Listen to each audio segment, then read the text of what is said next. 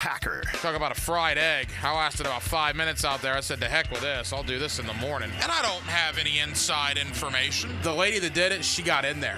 She made it happen. And he doesn't shy away from opinion. And I do enjoy drinking cold beer at ballparks. So if that makes me a baseball fan, then I'm a diehard baseball fan.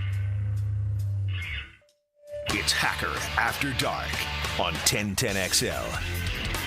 And a very good Wednesday evening to you, Jacksonville. It is Hacker After Dark, 1010XL, 92.5 FM with Dylan Denmark. The Hacker Ryan Green with you. Glad you are with us. As just like that, the NBA season comes to an end last week, and now here we are. The NBA draft begins in a matter of moments. One of the more, you hate that we use the term lackluster, but that's at least the vibe we're getting about this year's NBA draft class. There's not that Paolo Banchero, that Zion Williamson, that Victor Wembanyama that there have been in years past, but nevertheless, the NBA draft is a pretty big deal. What else is a pretty big deal is NBA free agency, which essentially begins on Sunday. And you can begin signing with new teams next week. Klay Thompson, Paul George, D'Angelo Russell. Will guys like Darius Garland, Donovan Mitchell, Brandon Ingram be traded? There is a lot to get into with the NBA, with the draft tonight, and with free agency beginning at the end of the week. With that, Bobby Marks, longtime ESPN front office insider. He will join me coming up in less than 15 minutes, and we'll kind of give you the blueprint on what's going to happen. In NBA free agency, we'll certainly focus on the Orlando Magic. We will talk Klay Thompson. We will talk Paul George, among many other things, and we will focus on tonight's draft. So Bobby Marks of ESPN joins us in less than 15 minutes. Also, Andrew Ivins of 247sports.com talking Florida Gator football. We are now officially inside of 2 months till the college football season gets underway. Saturday, August the 24th, Florida State, Georgia Tech, the football hotbed known as Dublin, Ireland. And we'll do a lot of college football on this program leading into those games over the next 2 months. Andrew Ivins, 247sports.com, joins us tonight in about 40 minutes or so. So we're glad you're with us. Boy, stay safe out there. It was wicked, wicked looking weather on the drive in from Mandarin on the south side, so be careful. Boy, I didn't realize last night I was going to be driving home and it looked like a tropical storm. Good grief, was it raining hard last night. So I know we need it. Don't get me wrong. I'm not complaining, but when you're driving in that at 9:30, 10 o'clock at night, that leaves a little bit to be desired, so just stay safe out there on those roadways. Every night here on Hacker After Dark, we do kick it off with a big deal of the night and Dylan Denmark. Let's do that right now.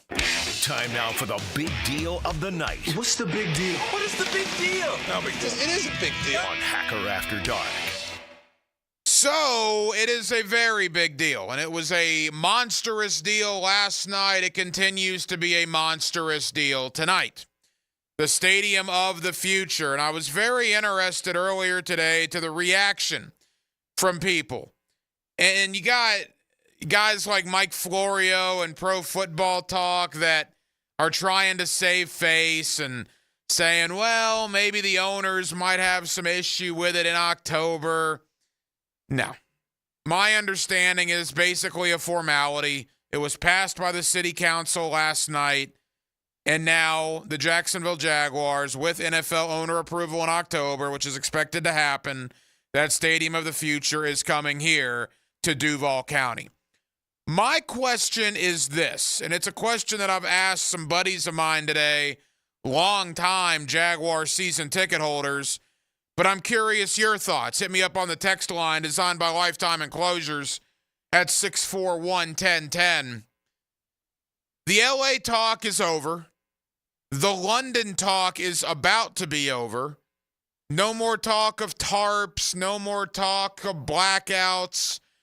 Do you think now, with the Stadium of the Future, a $1.4 billion renovated stadium in downtown Jacksonville, Do you think that will get the national media off the backs of us here in Jacksonville, Florida, all over the Northeast Florida area? Will Jacksonville stop being a punching bag for jokes? Will Jacksonville stop being a punching bag for moving here or moving there, lack of fan support here, lack of fan support there?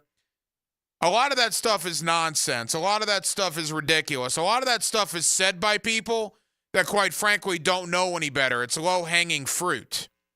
This fan base, and I've said this for a long time, I know some of you guys take umbrage with me during football season because you say I'm too negative during games. I've tried to work on that. I'll try to be a little nicer beginning in September. You say I'm being negative. I like to call it, I don't know, reality when I'm voicing my displeasure with what they're doing on social media during games. But I do wonder, will Jacksonville and the fan base here and the city itself begin to get the credit that I believe it's due? This is a passionate fan base, man.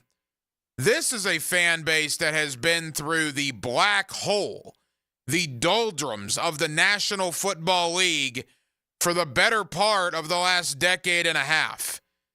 And whenever I go on out-of-market interviews or I'm talking to people that maybe aren't from Jacksonville and they're like, oh, the Jaguars, who cares about them? I say, whoa, wait a minute. There are a lot of people who care about them. And then I always ask people this question. I don't care what market you're in. I don't care if it's Kansas City, if it's Green Bay, if it's New York, wherever it is. You get a team that has consistently the worst record in football for the better part of a decade. You get a team that over a 2-year stretch in playing 33 games wins 4 of them. Goes 4-29. Which is what the Jaguars did in 2020 and 2021. How full will those stadiums be? How much fan support will those teams get?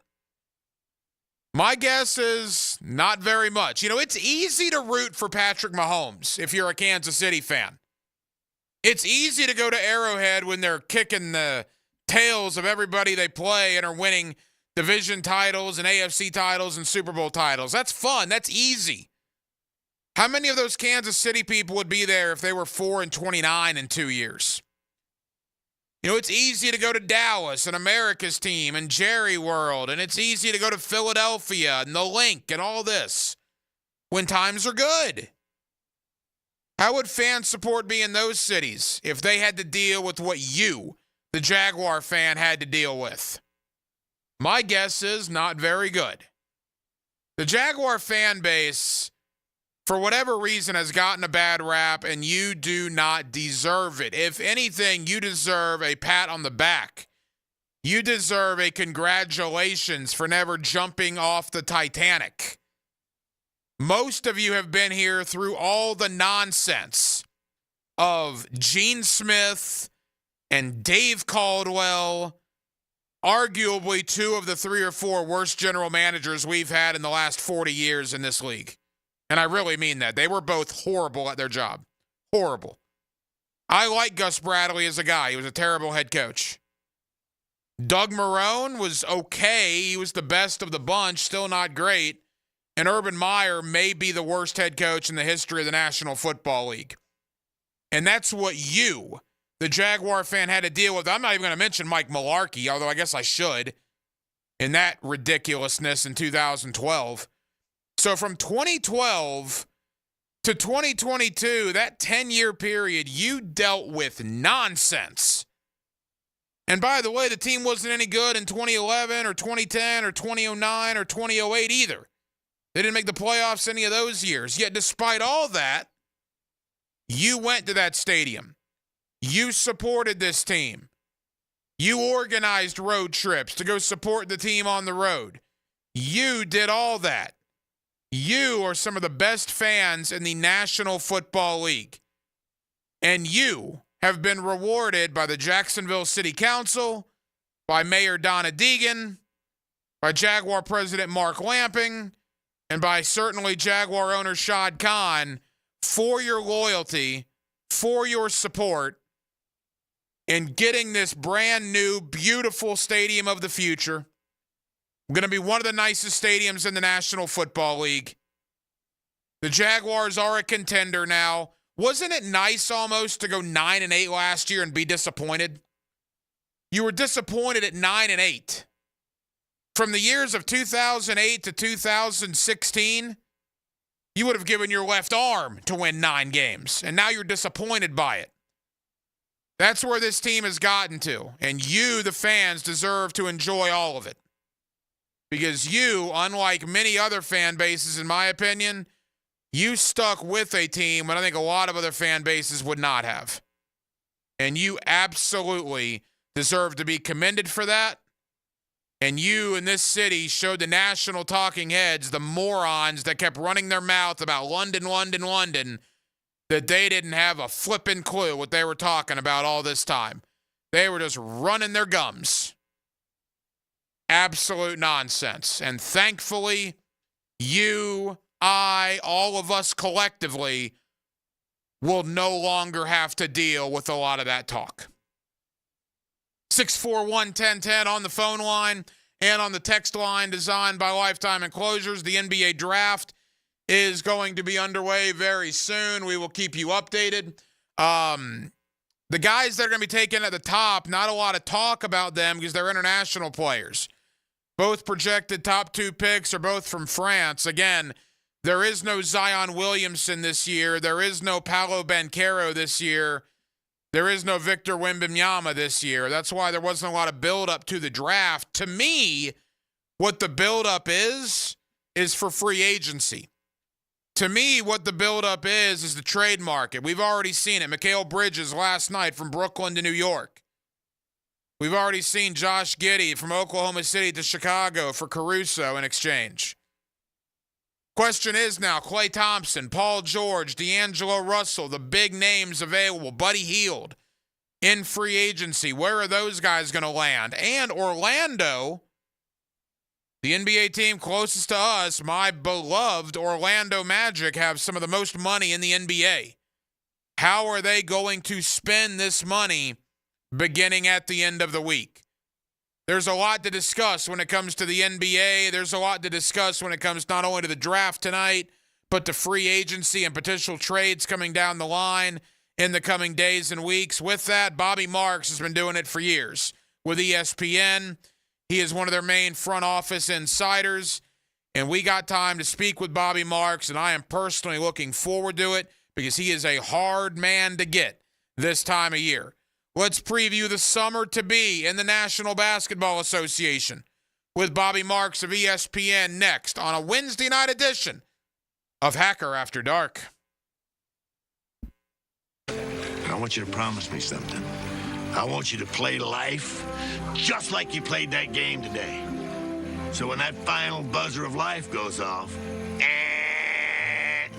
you'll have no regrets. 1010XL. Hacker here coming in hot. I'm so freaking stoked right now I could do cartwheels. Well, maybe not cartwheels yet, but soon, after already shedding a jaw-dropping 70 pounds thanks to the miracle workers at Awaken 180. My doc just told me to forget the scalpel. I was scheduled this month for a procedure for a vein in my leg, but thanks to dropping the 70 pounds, I no longer needed it. He was impressed, to say the least. He hasn't ever seen a transformation like I'm having with Awaken 180 weight loss. In reality, all that extra weight was dragging me down. Not just figuratively, but literally. The benefits of losing it have been nothing short of amazing. Yes, a weight loss program that works can actually be done. And most importantly, done easily. If weight's holding you back and you don't think there's a plan you can do, let me tell you, there is. 70 pounds in 3 months, guys. It's doable. So do it online at awaken180weightloss.com.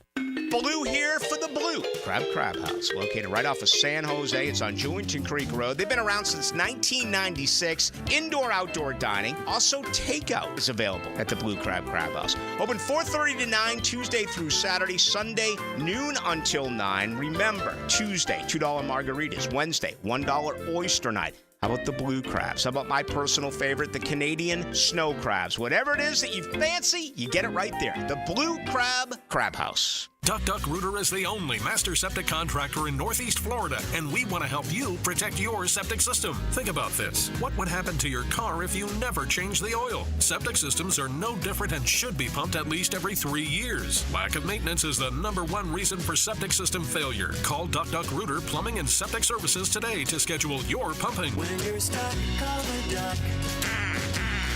904-862-6769. When they were little, the other girls played with dolls. Aww. They played with footballs, Yes, it's us. helmets and heels. From the First Coast Lighting Studios at 1010XL. Weekdays noon to 2. Some girls have all the fun. Hey, it's Roger Moore, CEO of Loan Pronto. If you're like me, you're getting crushed by rising costs of everything these days. I get it. It's brutal, and credit card rates are ridiculous and going higher. That's why at Loan Pronto, we launched our Express Equity Line of Credit to bring you the relief you and your family need, using your home, your most valuable asset. We've helped thousands of people like you get fast relief with cash. The average homeowner who does this gets tens of thousands in just days and is able to save $850 per month in overall expenses. I'm talking life-changing money. Your money that you have access to right now. Listen, if you're ready to get control of your finances and get off the hamster wheel, call Loan Pronto. You can get approved for Express Equity Line of Credit in just minutes, and we can get your cash in less than a week. Stop digging a deeper credit card hole today. Call Loan Pronto now. 904-999-1508. 904-999-1508. LoanPronto.com. 904-999-1508. Equal housing lender. NMLS 166-1781. Subject to lender approval. NMLS consumeraccess.org. Here's your 1010XL community calendar of local events and nonprofit groups helping people here at home. If you'd like to play or sponsor in the ALS Amelia Island Golf Classic, August 9th at Amelia Island Golf Club at Long Point, go to alsgolfamelia.com. Help make Jacksonville safer and play a round of golf at the First Coast Crime Stoppers Golf Tournament, October 21st at Amelia River Club. Canines for Warriors provides veterans with lifelong companions in one of their highly trained service dogs. If you know a veteran who could benefit from a companion or simply want to support, visit caninesforwarriors.org. If your home is missing a little love, the Jacksonville Humane Society has over 100 pets of all ages and breeds looking for a loving home. Find yours at jaxhumane.org. There's a critical need for all blood types. Please consider donating to a local blood donation center. You can find out how to share your community event at 1010XL.com. If you're tired of your fence looking like a bad hair day, well, it's time for a fence makeover with Superior Fence and Rail. They'll make your yard the talk of the town with a new fence installed by their expert team. Your fence is fantastic. My fence is giving all of my neighbors some serious pick and envy. Thanks, Superior Fence and Rail. So get off the fence and call Superior Fence and Rail for your fence installation project today. SuperiorFenceandRail.com. Now those sound like some well-oiled machines. If you're a business owner that uses tons of fuel, you need B&B. If you're in charge of a job site that uses tons of fuel, once again, you need B&B. B&B Oil and Fuel has the fuel you need and will deliver straight to your site or office. Top-notch products and service delivered with B&B Oil and Fuel. Job sites, boats, generators, nothing but the best fuel with B&B Oil and Fuel. Online at bb-oil.com. Only the best with B&B Oil and Fuel.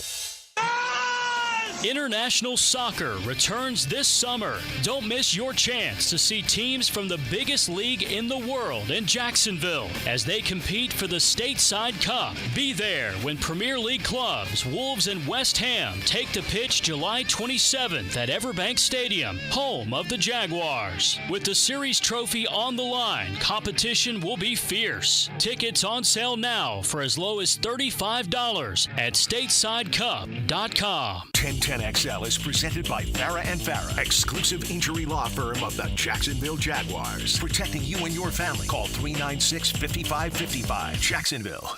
Let's ring up another guest on the All-Pro Roofing phone line.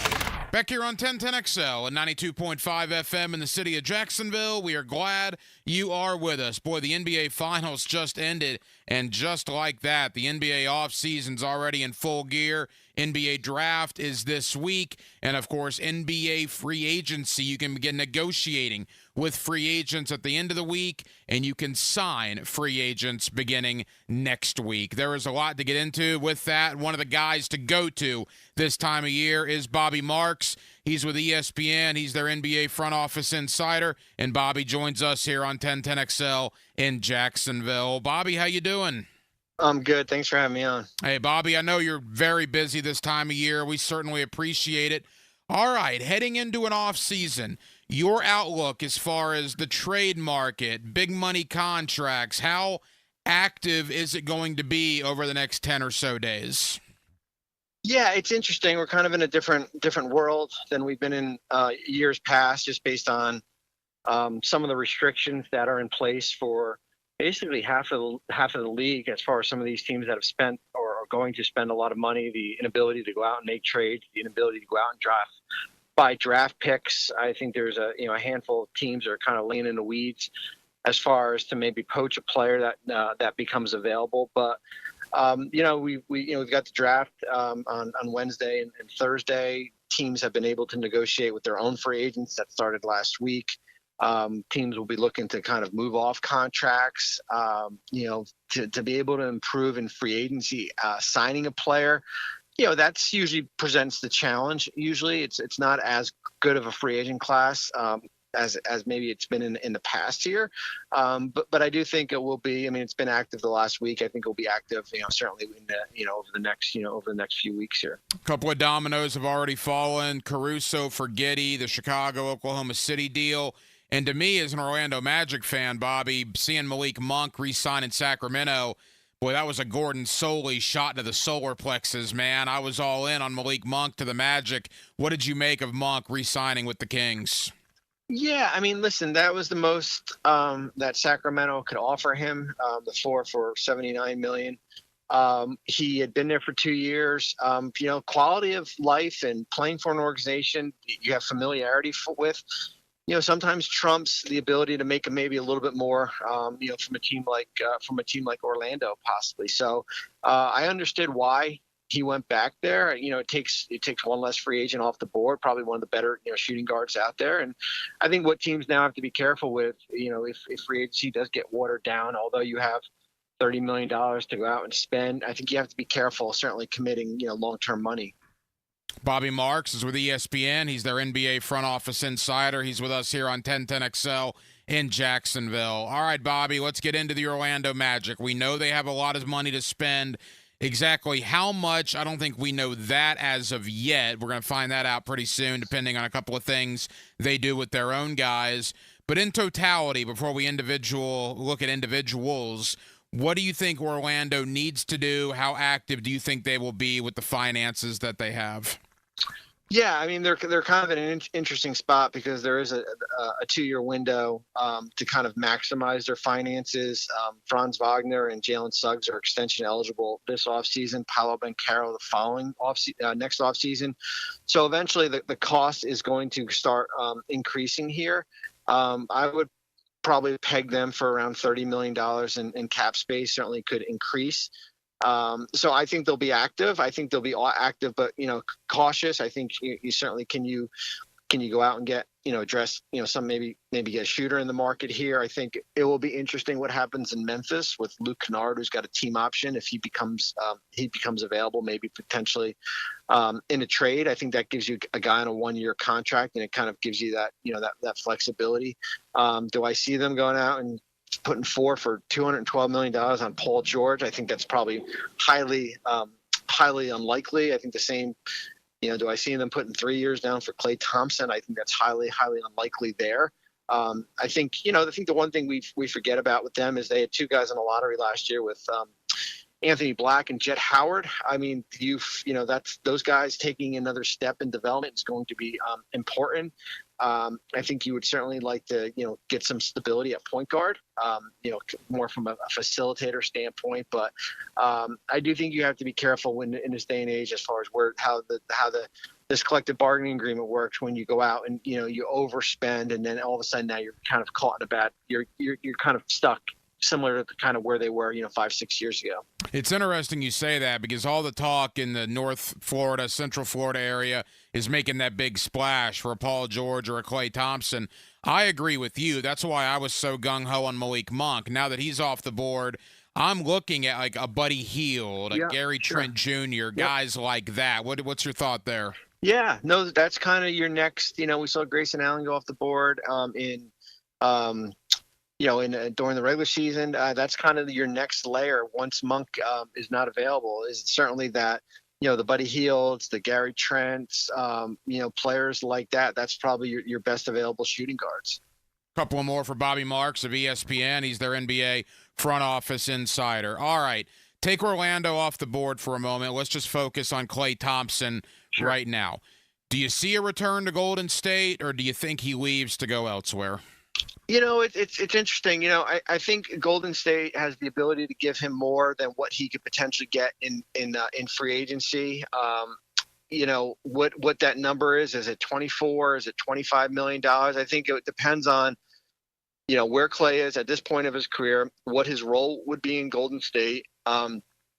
He's made, over $200 million in his career. So of course you'd like another big contract here. But as I said, sometimes it comes down to quality of life, having a role, the ability to kind of compete for a championship. I don't know if that Golden State team can compete for a championship here. I said that for the other thing too, is that, wherever he goes, he has to kind of accept kind of what his role is going to be, whether it be coming off the bench, whether it be, playing 20 to 25 minutes. I think the day and age of him playing 35 to 40 minutes is probably over. The biggest name that's out there, and you alluded to Paul George earlier, the three teams, Bobby, that we've heard over the last month or so, you hear the Magic, but much more prominently you hear stay in L.A. with the Clippers or the Philadelphia 76ers. Ultimately, what do you think happens with Paul George? You know what? There's a lot of chatter. I think it would be interesting if the Clippers are willing to move off 3 years, which is basically where they are right now. If they're willing to go 4 years, which you're paying, that means you're paying a 37-year-old $62 million, 4 years from now here. I still think he stays in with the Clippers, and I think that makes it more interesting as far as who's the next domino to go, as far as what direction that Philadelphia would go in.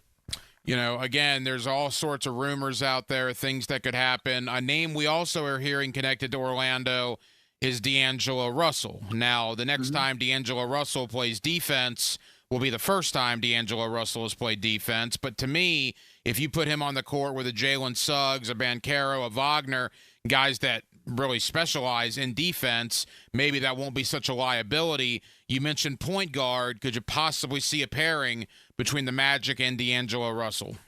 Yeah, he's got a player option around $19 million.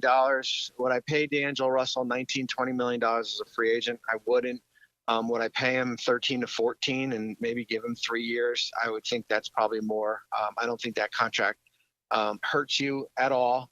So I would probably be more inclined to kind of go in that direction.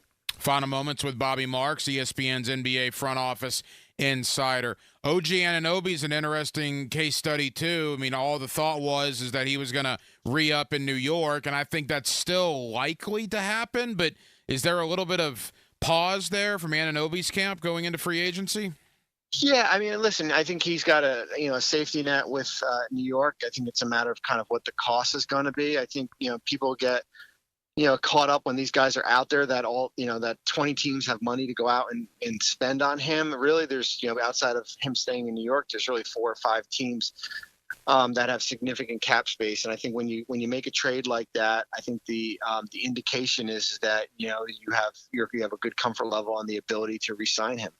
3 teams in the East have a ton of money to spend: Philadelphia, Orlando, and Detroit. But Bobby, is Detroit so much of a dumpster fire right now? Is anybody going to want to go there? Well, I don't think you have to go in that direction. I don't. They have a new, they have a new front office. They'll have a new head coach. They're not in a position to go out and overspend in free agency. I don't think that they're not there right now. I think they're more of a kind of a spot if they can pick up some draft picks and for teams that are looking to kind of shed salaries. As far as the trade market, as we say goodbye here, let's throw a couple of names at you. First, the Los Angeles Lakers. J.J. Redick, the brand new head coach. We've heard rumblings, Austin Reeves. We've heard rumbling if we expect LeBron to be back in L.A. I guess it's not a formality as of yet, but that's certainly the expectation. What, if anything, can the Lakers do to bolster that roster? Well, I mean, it starts Wednesday night. I mean, they have the 17th pick in the draft. I think there's a priority there to kind of, get a player that can maybe come off your bench and help you. I think with the decision, what Russell will dictate a lot of things as far as what flexibility the Lakers have in a trade. They've got some future firsts that they could potentially move. I think, we don't know who that. If an all-star shakes free here, I think it's hard for them to go out and move 2 firsts for a starter type player, whether that be DeJounte Murray, for example. So yeah, I mean, they'll always be linked to things. I think it's just a matter of kind of who becomes available. You mentioned Murray. We've also heard Trae Young rumblings in Atlanta. Do you believe the Hawks are destined to trade one or even both of those guys? I think a lot of what happens in the draft over the tomorrow night, as far as what direction Atlanta goes. I think Murray probably has more value than Trae Young right now, based on his contract being less than what it is. So it's a team that's that's high salary, a team that's been below 500 the last year, a team that's lost in the play-in this year. When you add that up, sure, you could probably circle one of those 2 players. All right, Bobby. Darius Garland, Donovan Mitchell. Cleveland's got a new coaching staff. I was, quite frankly, stunned that they let Bickerstaff go after he beat Orlando in the first round. But nevertheless, what do you think Cleveland does in their backcourt? Yeah, I mean, I think the first thing is to figure out if Mitchell is willing to kind of extend long term. I think certainly when Kenny Atkinson, their new coach, interviewed, I'm sure that was brought up as far as the working pair, as far as what fits. I think when you get to a conference semifinals, I think the only way to improve is certainly internally. I think you have to be careful moving off Garland because if it doesn't work, whatever you get back, now you're taking a step or 2 back. Bobby Marks, ESPN's NBA front office insider. Bobby, final question: is there any prevalent name, maybe a Brandon Ingram or somebody else that I haven't mentioned, that you think potentially could be on the move in the coming weeks? Yeah, I mean, I think Ingram's certainly a name to circle just because he's extension eligible right now for 209. Is New Orleans willing to do that? Are they willing to kind of play out the season with him becoming the potential of becoming an unrestricted free agent?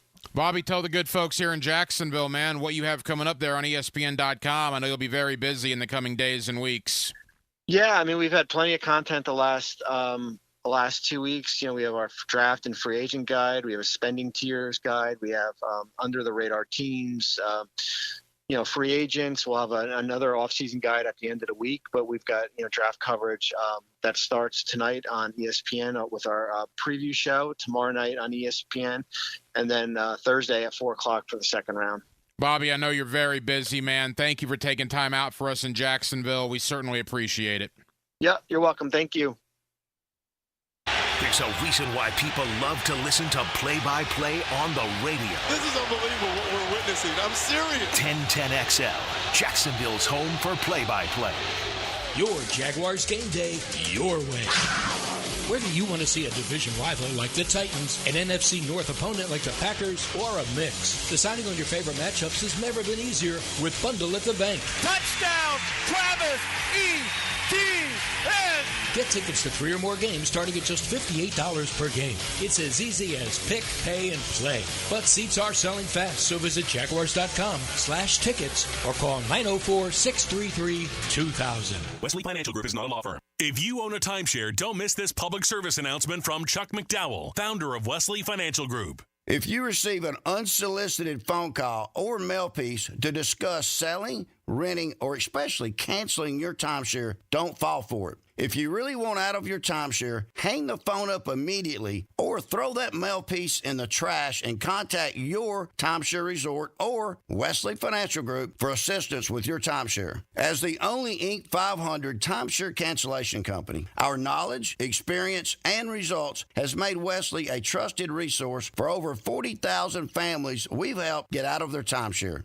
Give us a call, and I'll send you our timeshare exit information kit free with the straight facts about your timeshare and all of your options for cancellation. Call for your free info kit. 800-893-2288. 800-893-2288. 800-893-2288. Hey, it's Matt Hayes, and I know you've heard this before.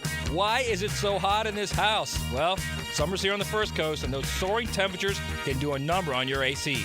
And when they break down, we need them repaired in hours, not days. This is where the good folks at Fenwick Home Services have you covered. Fenwick offers same-day 24/7 service, and if you need a new AC because yours is on its last leg or already broken, Fenwick has next-day installation. That's right, next day, and can keep your family cool and comfortable all year long. Online at FenwickHomeservices.com. David Garrard here. Playing in the NFL can put a lot of wear and tear on your body, especially your knees. Southeast Orthopedic Specialist has kept me mobile and ready to tackle every day. Southeast Orthopedic Specialists. David Garrard here. I've had the PRP treatment from Southeast Orthopedic Specialists, and my knees are really doing well. Platelet-rich plasma treatment may be the answer for whatever is hurting you. Southeast Orthopedic Specialists. Everything you need to know about your Jacksonville Jaguars. Jaguars Today with Mike Dempsey and Fat Tony. Jaguars Today from the Jacksonville Orthopedic Institute studios. Every weekday from 10 to noon on 1010XL. Discover the timeless beauty of stone with Art of Natural Stone, offering an extensive selection of products. They cater to every design aesthetic. And not just a supplier, they also provide the installation. Skilled craftsmen ensure a flawless finish every time with Art of Natural Stone. You receive not just a product, but an inviting welcome home experience. So embrace the elegance of your own yard this year with artofnaturalstone.com. Open to the public on Phillips Highway and on Beach Boulevard. This weekend is going to be intense. The Ratify Credit Union Jacksonville Axemen are bringing the pain on Saturday. No pads, no helmets, just full contact action. Get there early. The Axe Women kick off at 5, the Axemen at 7. Tickets start at $10 and kids under 12 get in free. This might be your last chance to see Rugby League this summer. Visit jacksaxe.com for tickets and game information. Expert Automotive is ready to keep you cool this summer. Right now, get an AC inspection or a system cooling checkup. Your choice for only $19.99. Their gift to you this summer is $50 off any service and a free tire rotation with any service. Their ASE certified technicians can keep your car cool without breaking the bank this summer. Call them at 374-3373 to get an appointment today. Expert Automotive. They never sell greed, only what you need. Former Jaguars corner and first-year head football coach at Duval Charter School at Bay Meadows, K-12, Aaron Beasley here. Are you looking for an A-rated K-12 school prioritizing academics, arts, and athletics? Duval Charter School at Bay Meadows offers a rigorous curriculum to develop strong minds with an additional focus on growing good hearts. DCSB has been an A school for 8 years, and our tuition is free. Now enrolling. Apply at baymeadowscharter.org. What player has the longest hitting streak in Major League Baseball history? It's always a good idea to compare homeowners' insurance rates instead of renewing year in and year out. Log on to southernoak.com and get an instant quote in minutes. Our family protecting yours. Southern Oak Insurance. Joe DiMaggio holds the record for longest hitting streak, which lasted for 56 games in 1941 with the Yankees. Southern Oak Insurance. Our family protecting yours. Matt Hayes here for Leonard Truck Outfitters. The Southeast's biggest truck accessory and trailer company is opening their newest location on Beach Boulevard. Truck accessories, trailers, or commercial uplifts, they've got you covered. From Real Truck, UWS, Weather Guard, carry-on trailers, and much more. Join us for our grand opening on June 28th, starting at noon. XL Primetime will be there live from 2 to 4 with special promotions and giveaways, even a free golf cart. That's June 28th. Don't forget about our other location on Blanding Boulevard. 1010XL is presented by Farah & Farah, exclusive injury law firm of the Jacksonville Jaguars. Protecting you and your family. Call 396-5555. Jacksonville. Hacker After Dark on 1010XL. All right, NBA draft going on right now. I got to be honest with you. I do not know a lot about the top 5 picks that have been drafted, and I call myself a basketball fan. So that's probably not good that I don't know a lot about him. Denmark, I'm not even going to ask you. No offense. Yeah, Bronny's not good. That's all I got. Well, Bronny's going to go tomorrow. The Bronny James special is going to be tomorrow. It's the first time ever the NBA is only doing one round tonight. Usually both rounds are in the same night, and that's it. Not this year. This year, first round is tonight. And then tomorrow at 4 in the afternoon, they're going to air the second round. And who would ever want to watch that? Well, Bronny James is going to get drafted by the Lakers tomorrow at pick 55 because I firmly believe the NBA, as well as Bronny's agents and LeBron himself, have told every other team, you're not drafting Bronny James. So he's going to go to the Lakers, and ESPN's going to make it a big deal on a Thursday afternoon. I will tell you, Reed Shepherd from Kentucky, some of you may be familiar with him, just got drafted to Houston at number 3. A couple of international players went 1 and 2.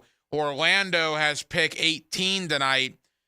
Pick number 7 is about to come off the board right now. So we're still probably an hour or so away from the Orlando Magic selecting. Andrew Ivins of 247sports.com. He comes up in less than 5 minutes. Quickly, Denmark, 10-10XL day out of the Jacksonville Jumbo Shrimp. That was fun, man. I haven't been out there, unfortunately, and it's my fault completely. It was my first Jumbo Shrimp game of the year. Those were fun, man. Now, when I was in college, I was a frequent visitor of the Thirsty Thursday tradition, downtown Jacksonville, what was once called the baseball grounds of Jacksonville. Enjoyed dollar beers and enjoyed mingling with my fellow college students down there. But I've often said the city of Jacksonville, the Jaguars reign supreme, obviously. It's the only pro sports team that we have. We love them, and obviously they love us because they're doing that stadium of the future, a cohesive unit there. But other sports, whether it's the Jumbo Shrimp, the Sharks, the Icemen, the Axemen, UNF, JU, on down the line, the Giants. There's a lot of things to do in this city. And you could spend a lot worse days than going down to a Wednesday business person special at a just absolutely beautiful ballpark watching the Jacksonville Jumbo Shrimp. Denmark, I know you're a little bit more of a baseball guy than I am, but I like that today, man. That was fun. Yeah, it was. It was a little hot, but, I mean, we were in the shade, so it was all right. But it was good to see everybody there. It's very few times, most of us, we just come here during a lot of time slot for our show, and then we leave, and we really don't see anybody else. Like, you never really get to see anybody in the morning or the afternoon. And we got to see a lot of people out there that, I haven't run into in a couple weeks or a couple months. We're very anti each other. There's a lot of enemies here at 1010XL. We don't really care for one another's company. There's no doubt about that. There's potential of a rumble every time we get. No, I agree. It was fun. I haven't seen Dempsey in forever. You see him every day. Matt Hayes. I did see Matt Hayes today. Speaking of that, I guess you could call us the Awaken boys, the Awaken 180 guys. I hadn't seen Dempsey and Matt in a while. Boy, they both look fantastic after they lost their weight. I've lost the weight I've lost. We figured it out. Now, I had a lot more to lose than Matt and Mike did. But the three of us combined have lost roughly 140 pounds on that program, on Awaken 180. It's absolutely incredible. But, yeah, I mean, go see a Jumbo Shrimp game. I've taken Little Hack to the Iceman already. I'm going to take him to the Jumbo Shrimp. I'm hopefully going to sneak him in to the last game of the year. The Sharks play one more game, July 20th. Is their last home game. That's the last one he'll be able to go to because he's out of town right now. So before the season ends, I want to sneak him in there to the finale there with the Sharks so he can experience arena ball as well. But there's a lot to do here, no question about it, and I really did enjoy that Jumbo Shrimp game earlier today. Good crowd, too, for a Wednesday in the month of June at 12:05. There were a lot of people down there at 1-to-1 Financial Ballpark. Back into college football. Andrew Ivins, 247sports.com. The Gators, by the way, picked up a pretty decent commitment today in 4-star wide receiver Joshua Moore from the South Florida area. He chose Florida over both Florida State and Miami. But let's talk a little Billy Napier. Let's talk a little Graham Mertz, DJ Lagway, and more with Andrew Ivins of 247 Sports. I caught up with him earlier this week. Let's ring up another guest on the All-Pro Roofing phone line. Let me welcome in Andrew Ivins of 247sports.com. He's always kind enough to join us here on 1010XL in Jacksonville. Andrew, it's been a little while, man. Hope you're doing well. I'm doing good, man. Yeah, you said it's football season's around the corner. Well, I call this commitment season, just with how the recruiting calendar has sped up. The month of June has turned into when everyone makes their decision. And, you know, there's some new NCAA legislation out there about potentially creating a signing period during the summer months. We'll see if that happens.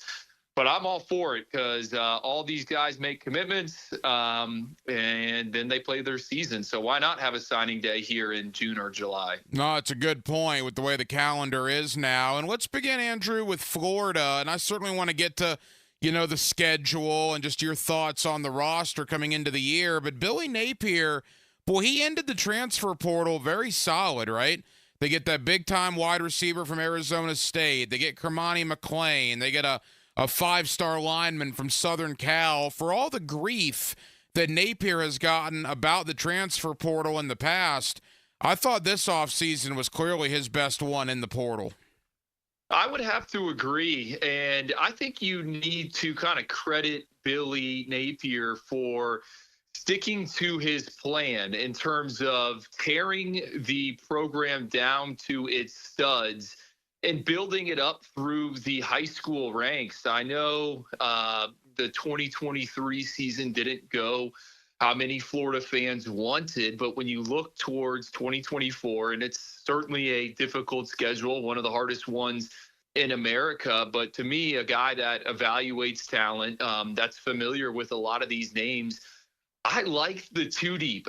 It gets me excited with some of those younger guys, specifically on the defensive side of the ball. So I don't think Billy has got enough credit just for bringing in an influx of talent through the high school ranks and guys with developmental upside. Now, I think this year the pressure is certainly on for him to win. And he dipped his toe a little bit more into the transfer portal, which I've been critical of him about. You look at some of these other schools, not only around the country, but in state, Florida State with Mike Norvell, Mario Cristobal in Miami. I mean, those guys are as active as anyone when it comes to getting the veterans or the 1 or 2 year mercenaries, guys that can play right away. Florida's kind of shied away from that. But this year, you look at the transfer class, and there's some guys that could potentially make an impact here in 2024. Andrew Ivins, 247sports.com, here with us on 1010XL in Jacksonville. You know, you look at this Gator roster, Andrew, you mentioned the two deep. I think it's Billy's best roster. Now, the problem is the schedule is brutal.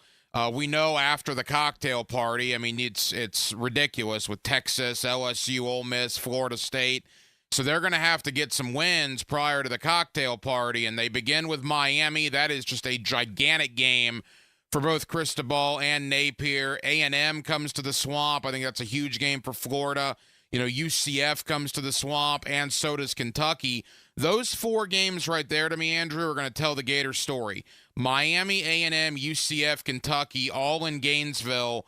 Florida, to me, has to get at least three of those. Would you agree with that? I do, and I think really, I mean, the game everyone should circle, and you know, let's start hyping this thing up right now.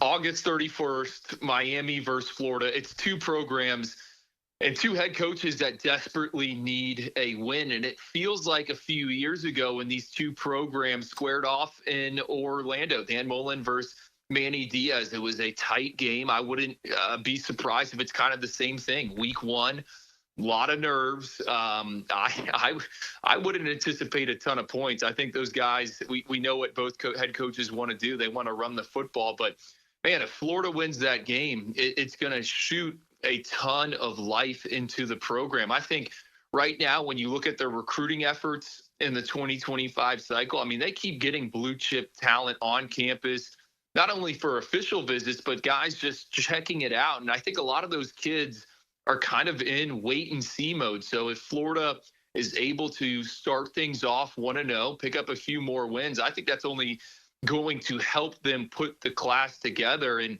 last cycle on the trail, Florida had a really good recruiting class. At one point, it was ranked number 3 in the country, I think 2 months before the early signing period. The losses piled up. There were a number of notable defections, and Billy and his staff had to move from plan A to plan B at certain positions. So, yeah, you bring up those other games. To me, the one that really just sticks out is that Miami game. And Miami's breaking in, not a lot of new pieces as well, starting with that quarterback, Cam Ward. So I think it's going to be a tight battle, and I can't wait. I don't think it's being talked about enough. Yeah, the pressure's on for both coaches, and we'll get to the Miami side of it in a moment. Quickly, Andrew, everybody's talking about DJ Lagway, and we'll see how Florida uses him. I mean, make no mistake about it. This is Graham Mertz's team. I'm sure they'll have some packages for Lagway. But freshmen that are going to get on the field considerably more than Lagway in 2024, give Gator fans maybe 1 or 2 guys to keep their eye on that you believe could make an impact as a true freshman.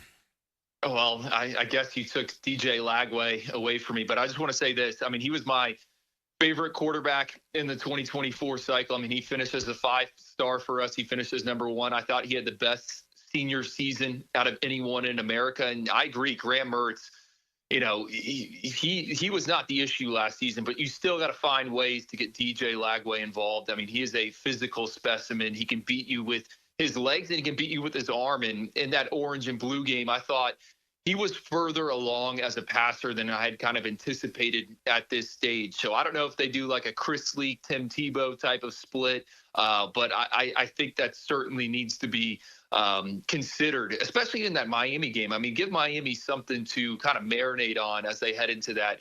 The one freshman to me that I'm keeping my eye on, and Gator fans saw him in that spring game, Jaden Baugh.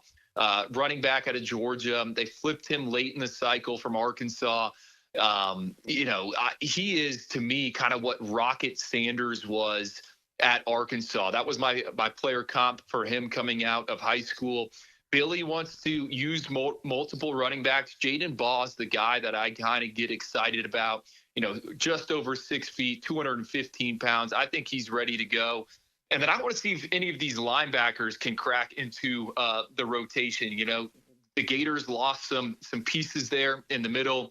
Aaron Childs, Miles Graham, Miles, the son of former Florida legend Ernest Graham, EG. Those two have ready-to-play size. I think with the linebacker position, it takes some time to kind of find your bearings, but Florida might not have a chance. Those guys might have to be on the field relatively early instead of the back end of the season. Andrew, great stuff, man. I know you're busy. Thank you for taking time out for us, and we'll do it again in a couple of months. Awesome. Thanks for having me on. There you go, Andrew Ivins, 247sports.com, talking about the Florida Gators with us here on Hacker After Dark. Denmark, I went on your one of your favorite programs, the Chuck Oliver Show, earlier today. Good people. Yeah, I enjoyed that. And, in fact, I think if you want an encore presentation to that, doesn't that air after us tonight? That is correct. There you go. So you can hear me break it down with Heath Klein, who was in for Chuck on the Chuck Oliver Show, and they were asking about Billy and, recruiting's one thing, but it comes down to wins. And I agree with that. But, Graham Marsh and I on the Gator Bites podcast, the award-winning Gator Bites podcast, 1010XL.com, and the Florida Gator 1010XL Facebook page. I believe 1010XL Gators as well, right? The new YouTube page that you can catch Gator Bites on. We brought this up last week, or at least I did. He's a Gator alum. Denmark, you're a Gator alum, so let me ask you as well. You got the orange and blue blood pumping through your veins.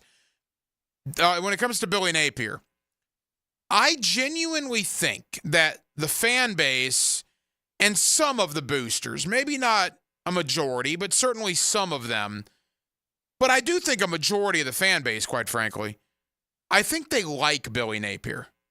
I almost relate it to Will Muschamp. I think they liked Will Muschamp. That's why Muschamp, to me, got 4 years. They gave Muschamp every chance to succeed because they liked Will. They did not like Jim McElwain at all. That was oil and water. That did not work. Dan Mullen, I thought they were going to like him, but obviously by the end of year 2, beginning of year 3, that relationship began to sour very quickly. And again, I don't know if that'll be enough to save Billy Napier if he goes 5-7 or 6-6, but I think the fact that the fan base likes him more than they like the previous two guys. And for the first time in a long time that I can ever remember, the word realistic, I think, has finally gotten into the vocabulary of some Gator fans, at least the ones that I know. Most of the time, the term Gator fan and realistic don't ever enter the same sentence. But because of the schedule, because of where this team is, I do think people are at least somewhat realistic as to what to expect in 2024. So you combine that with the fact that I think Billy is liked by most of the fan base, unlike McElwain and Mullen. Again, will that mean a lot if they go 5-7? Maybe not. But will that mean enough if they go 6-6 for him to keep his job? Well, I think there might be a conversation there. Denmark, your thoughts?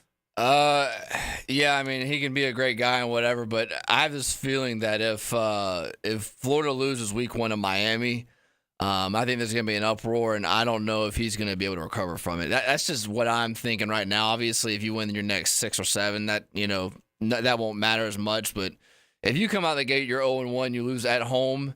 I guess it's tough. I was just thinking, I was going through the YouTube archives.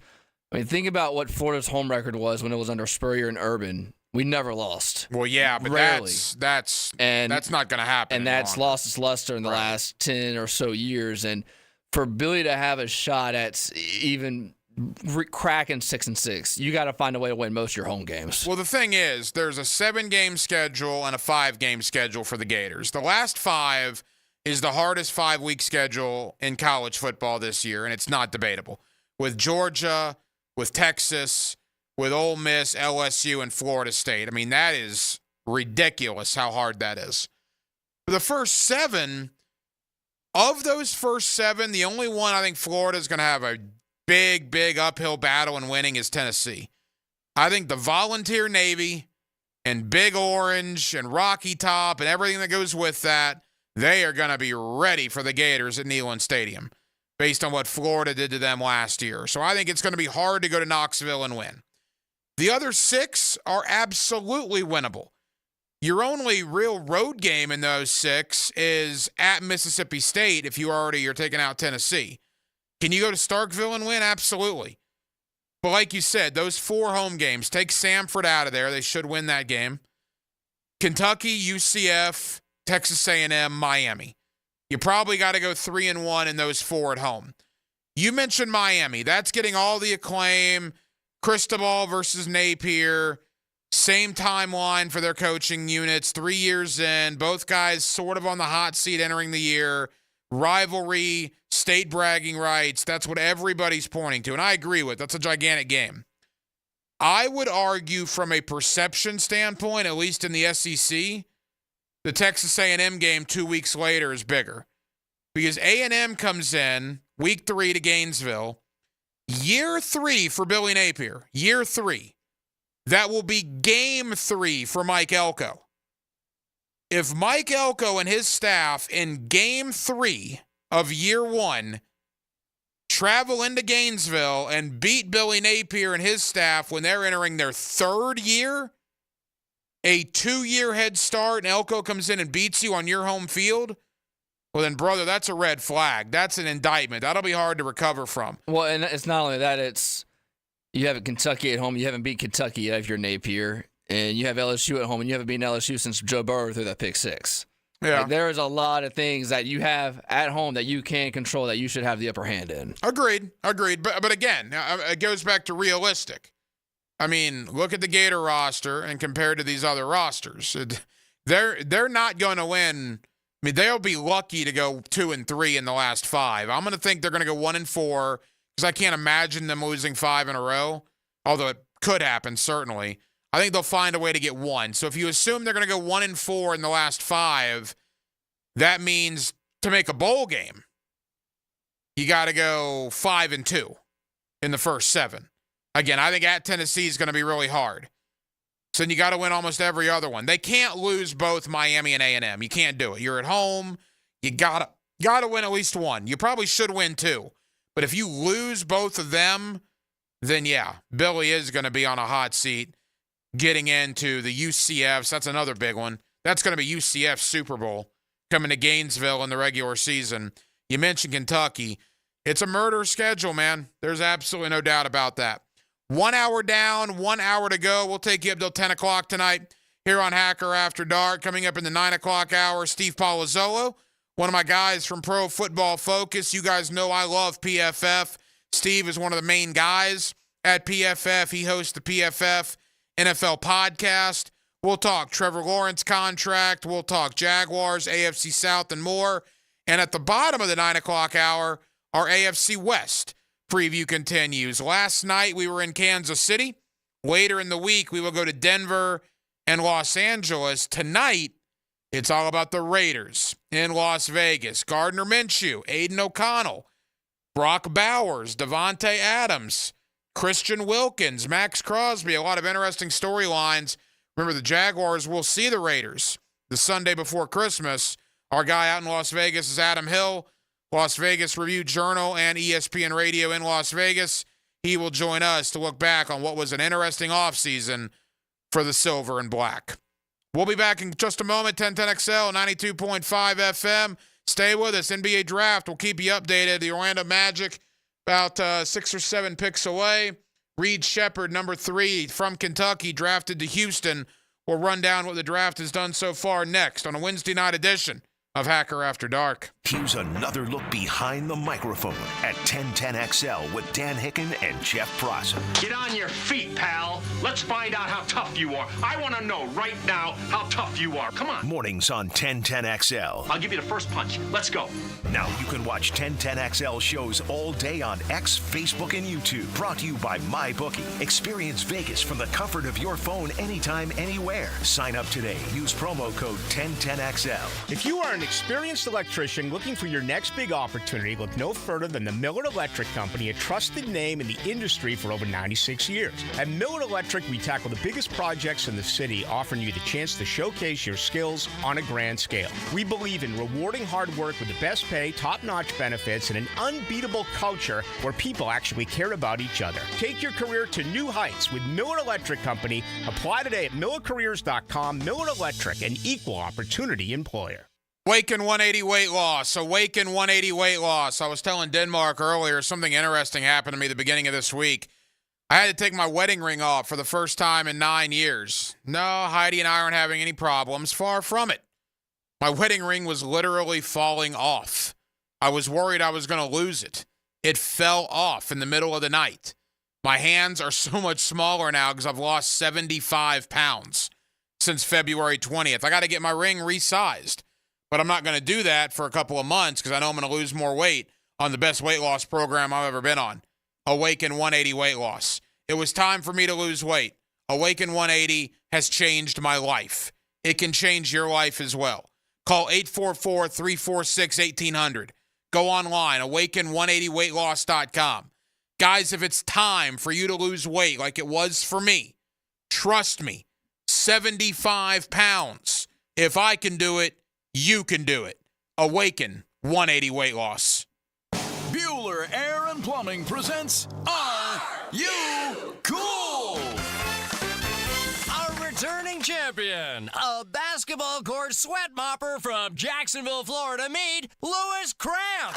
Great to be back, Merv. There's only one category left on the board, Louis. People you can trust to repair your air conditioner. Your 10 seconds starts now. Well, I'm pretty handy with tools around. So my Uncle Steve used to fix transmissions, so maybe he could... Okay, sorry. I guess just call the guys at Bueller? That's right, Louis. The highly trained technicians at Bueller Air and Plumbing have the tools and the experience to service any make and model of home air conditioner to make sure that you are cool. You sure I can't just have a quick... Yeah, we're done for today. Stay cooler with Bueller. Visit BuellerAir.com. Men, if you're suffering from erectile dysfunction or PE, Prime Men's Medical Center will get your sex life back in just one visit. Their painless, breakthrough medical treatments eliminate ED and PE. Here's a specialist in men's health. I'm Dr. Simovitz. Have Viagra or Cialis let you down? Prime Men's Medical Center offers the most effective treatments that eliminate ED and PE, with men lasting longer than ever. 98% of patients see instant results on their first visit. Prime Men's Medical Center's breakthrough treatments will restore your sex life regardless of age or medical history. Your consultation and first treatment are free. Plus, you'll see instant results in the office. Plus, qualified patients will have their testosterone checked free. Call 904-902-8222. 904-902-8222. To regain your sex life in just one visit, call now. 904-902-8222. WJXL AM Jacksonville Beach. WJXL FM Jacksonville Beach. Blue here for the Blue Crab House, located right off of San Jose. It's on Julington Creek Road. They've been around since 1996. Indoor-outdoor dining. Also, takeout is available at the Blue Crab House. Open 4:30 to 9, Tuesday through Saturday. Sunday, noon until 9. Remember, Tuesday, $2 margaritas. Wednesday, $1 oyster night. How about the blue crabs? How about my personal favorite, the Canadian snow crabs? Whatever it is that you fancy, you get it right there. The Blue Crab House. 1010XL Weekly is out now. Mia here, and text the word weekly to subscribe to our new 1010XL newsletter and for a chance to win Jaguars and concert tickets. Get an inside look at local sports, trending players, station info, and chances to win prizes all year long. Andrew Gibson here, sports fans, and the next time you're driving by Kuhn Flowers on Beach Boulevard, why not stop in and smell the roses? Kuhn Flowers has totally changed the face of their store inside and out. Send someone you love a floral arrangement today from Kuhn Flowers. 1010XL is presented by Farah & Farah, exclusive injury law firm of the Jacksonville Jaguars. Protecting you and your family. Call 396-5555. Jacksonville. It's Hacker After Dark on 1010XL. Steve Palazzolo, Pro Football Focus, and Adam Hill of the Las Vegas Review-Journal coming up within the hour here on Hacker After Dark. In the NBA draft, Zach Edey, the big man out of Purdue, gets drafted number 9 overall by Memphis. That's high for him, man. I know he's starting to develop an outside jump shot. You have to. In today's day and age in the NBA, I mean, you can't just be a big man anymore. You can't be Shaq anymore. You can't be a guy like that, Patrick Ewing. You got to be able to shoot the ball with where basketball is going, and we'll see if Edey can do that. Boy, number 9, that's pretty high. We'll see if Memphis got that one right. Couple of thoughts on the text line designed by Lifetime Enclosures. Denmark, you know that I welcome all opinions on the text line. Yes, you do. But there's one on here that I just think is really, really interesting. And the 252, I guess I'll call him. I don't have a name. The 252. In talking about this stadium of the future. Again, all opinions welcome doesn't mean I have to agree with you.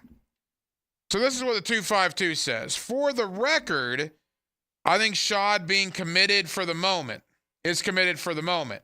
But why do you think this keeps the Jaguars here?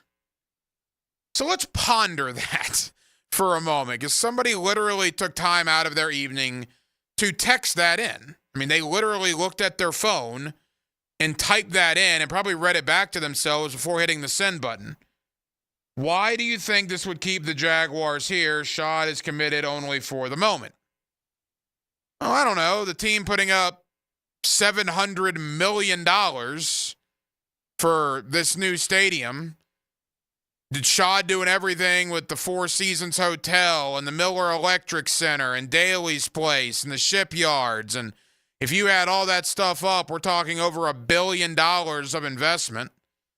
Shad could have moved the team out of here when he bought it in 2012 or 13 or 14 or 15 or go on down the line to present day 2024. And here we are 13 years later and the Jaguars are still here. Some people just want to be negative. In Denmark, one of the more fascinating aspects of my life is when I found out I used to be one of those people. I used to be negative just for simply the sake of being negative. I think this is what age and experience, getting older in life and be appreciating things more, you stop being negative about things. Yesterday was a huge win for the Jaguars. It was a huge win for the city of Jacksonville. My assumption of the person that texted this in cannot possibly be a Jaguar fan. If they are, I wouldn't believe it. And they have some other agenda, I don't know, political or whatever.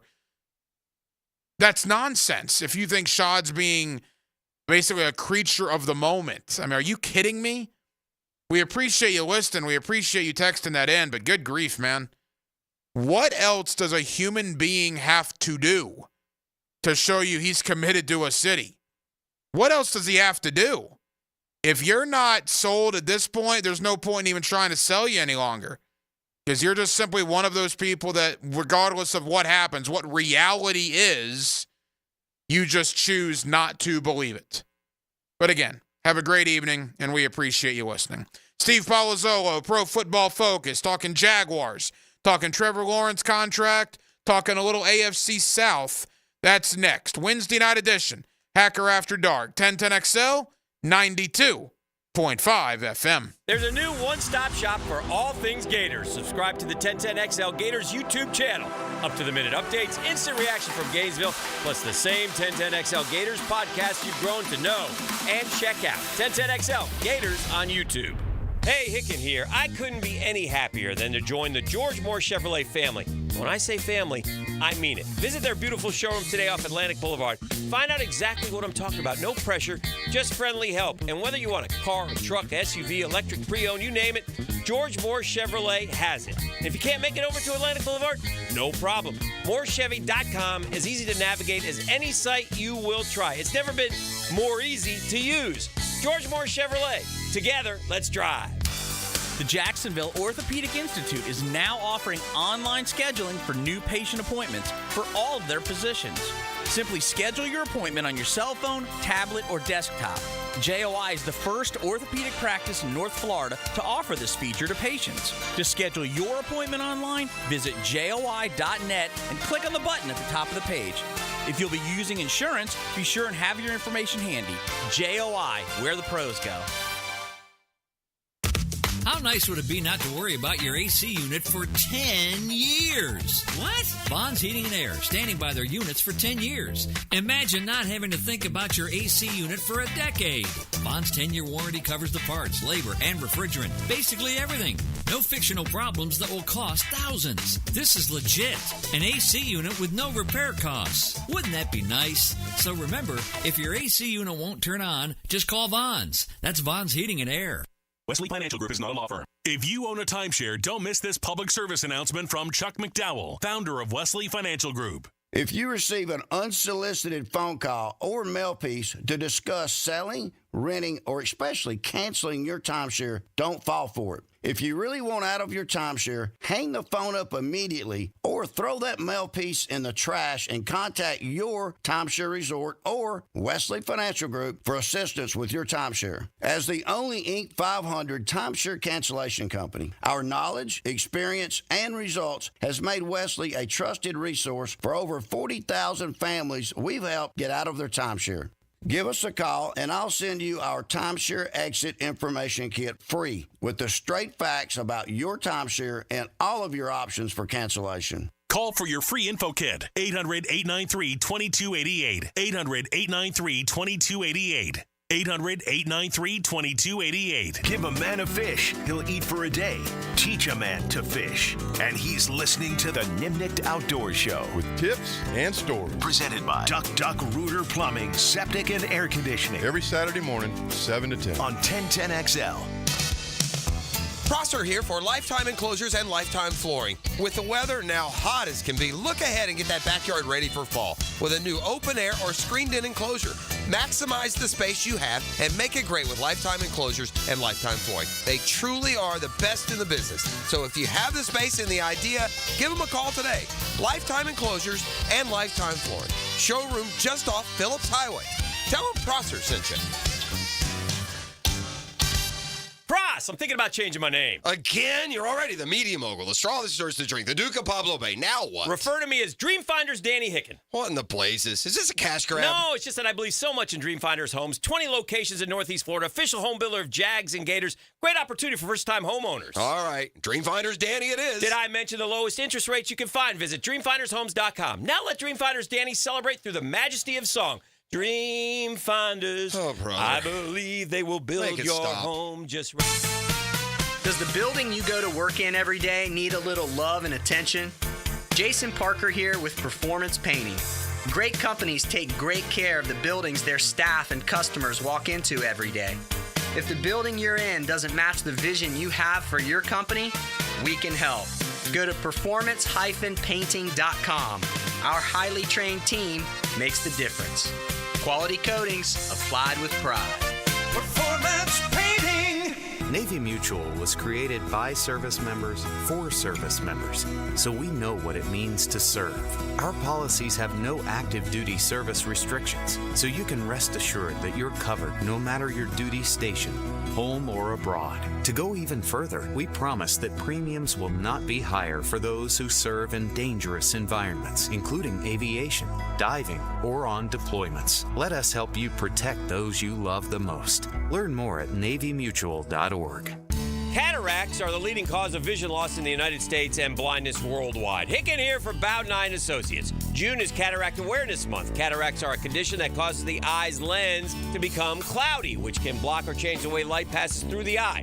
Bowden Eye is here to take care of you or someone you know who are experiencing faded colors, intensified brightness to light, or poor night vision. Call or visit BowdenEye.com to schedule your consultation. Bowden Eye & Associates. They're keeping the First Coast focused. I'm with Greg from Cycles of Jacksonville, and it is hot out there. You know that, Greg, but Honda has a plan for you on or off the road. They do. There's a ton of Honda scooters, Honda mini motos, great for the beach. Also get you out in the woods with a Honda side-by-side. Plenty to do and stay cool. Yeah, four-wheelers, and you can trick them out. We can. From stereo systems to big builds, we do it all. Everything's there for you to see. CyclesofJacksonville.com online or on Atlantic near Regency. Check out Cycles of Jacksonville. 1010XL is presented by Farah & Farah, exclusive injury law firm of the Jacksonville Jaguars. Protecting you and your family. Call 396-5555. Jacksonville. Let's ring up another guest on the All-Pro Roofing phone line. Back here on 1010XL and 92.5 FM in the city of Jacksonville, we are glad you are with us. We are just over a month from the Jaguars reporting to training camp. Really interesting offseason. It was capped off, of course, late last week by the brand new 5-year, $275 million contract extension for quarterback Trevor Lawrence. Let's talk about that and review the offseason that was with Steve Palazzolo of Pro Football Focus. You guys know I love PFF, and Steve's one of the main guys there. He's always kind enough to join us here on 1010XL. Steve, how you doing? Doing great. Thanks for having me back. Hey, Steve, we always appreciate it. Your reaction last week to Trevor Lawrence and his 5-year contract extension. Yeah, I thought it was a good move by the Jags. I mean, it's pretty much a year early, and I think if you're thinking about, hey, this is pretty much inevitable, right? That as long as Trevor Lawrence doesn't have a career-ending injury or completely forget how to play quarterback, this was going to happen down the road. So doing it a little bit earlier, given the way that the quarterback market just really accelerates, I thought it was a good move for the Jags. Get that locked up. And I think the sooner you get your quarterback locked up, you understand the constraints, you understand what you're working with from a team-building perspective, and you're able to build around him, knowing what those constraints are earlier, sooner rather than later. So I think that's altogether, I think, a really good move by the Jags. Steve, no doubt a lot of opinions on Trevor Lawrence, and we'll get to kind of the polarizing topic in a moment. But I'm curious, a guy like you, the folks at PFF, the analytics formula, and everything you guys do, what is your opinion on Trevor Lawrence 3 years into his career? I think he's been trending in the right direction overall. Now, I know obviously the end of last season was not the right trend, but he was playing through a ton of injuries, and I think that's absolutely a factor. When Trevor came out, I do remember thinking about Andrew Luck and his career, not just because, in part because they were seen as similar prospects. And Andrew Luck took a couple of years, I think, to become an elite quarterback, at least using PFF grading. What you saw from Luck early on, though, was he was a little bit better than Trevor right away because he was dragging teams to the playoffs. And I think, Luck had some of that, put the team on my shoulders type of ability.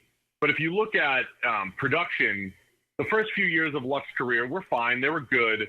And he didn't really come into his own until, for him, I think it was year 5, coming off a weird fourth season. But year 5, and then before, the last 2 years basically before his, sudden retirement, I think Luck was really starting to come into his own.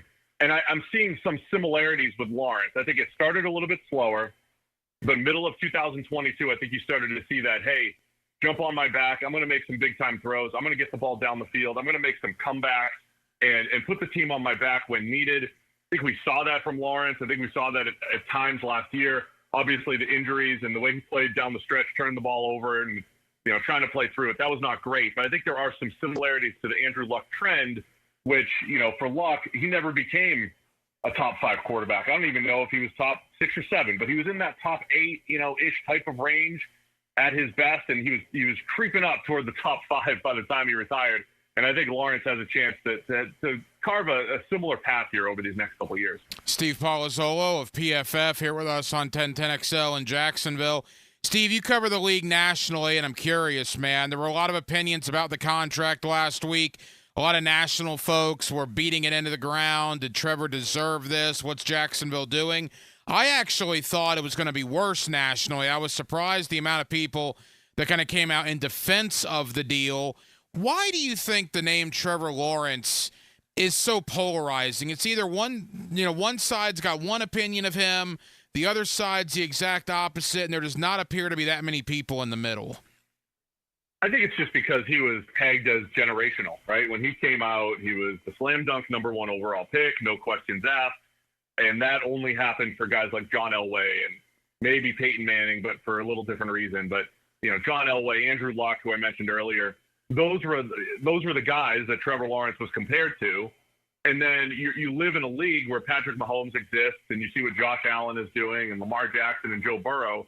So when you say, hey, this guy's generational, I think it paints a picture in everybody's mind that he's going to step onto the field and compete with Mahomes and compete with Lamar Jackson and compete with some of those guys. And I don't know if that was ever the reality. I think the Luck comparison ended up being fair. And if you just think about, waiting, by year 4 or 5, are you getting up into that top 5 mix, among other quarterbacks? I think that was more fair expectations, but I'm a fair expectation type of person, and most people aren't. They said, hey, generational, we expect Trevor Lawrence to immediately be one of the best guys. Clearly that wasn't the case.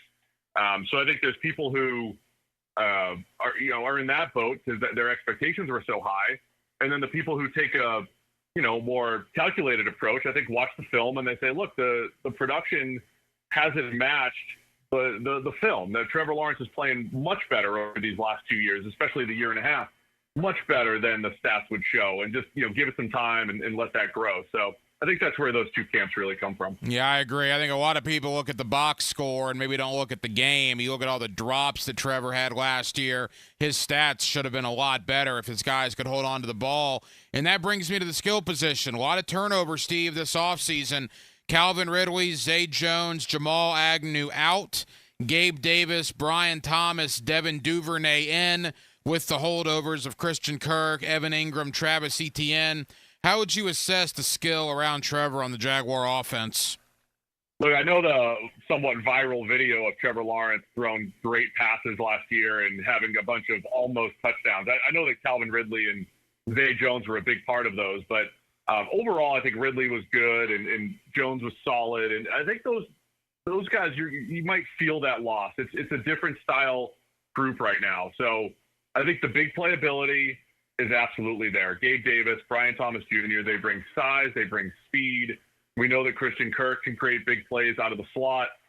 I'm excited about Parker Washington. I really like him coming out of Penn State. I don't know if he'll get the opportunity to shine, but I think he can do some damage.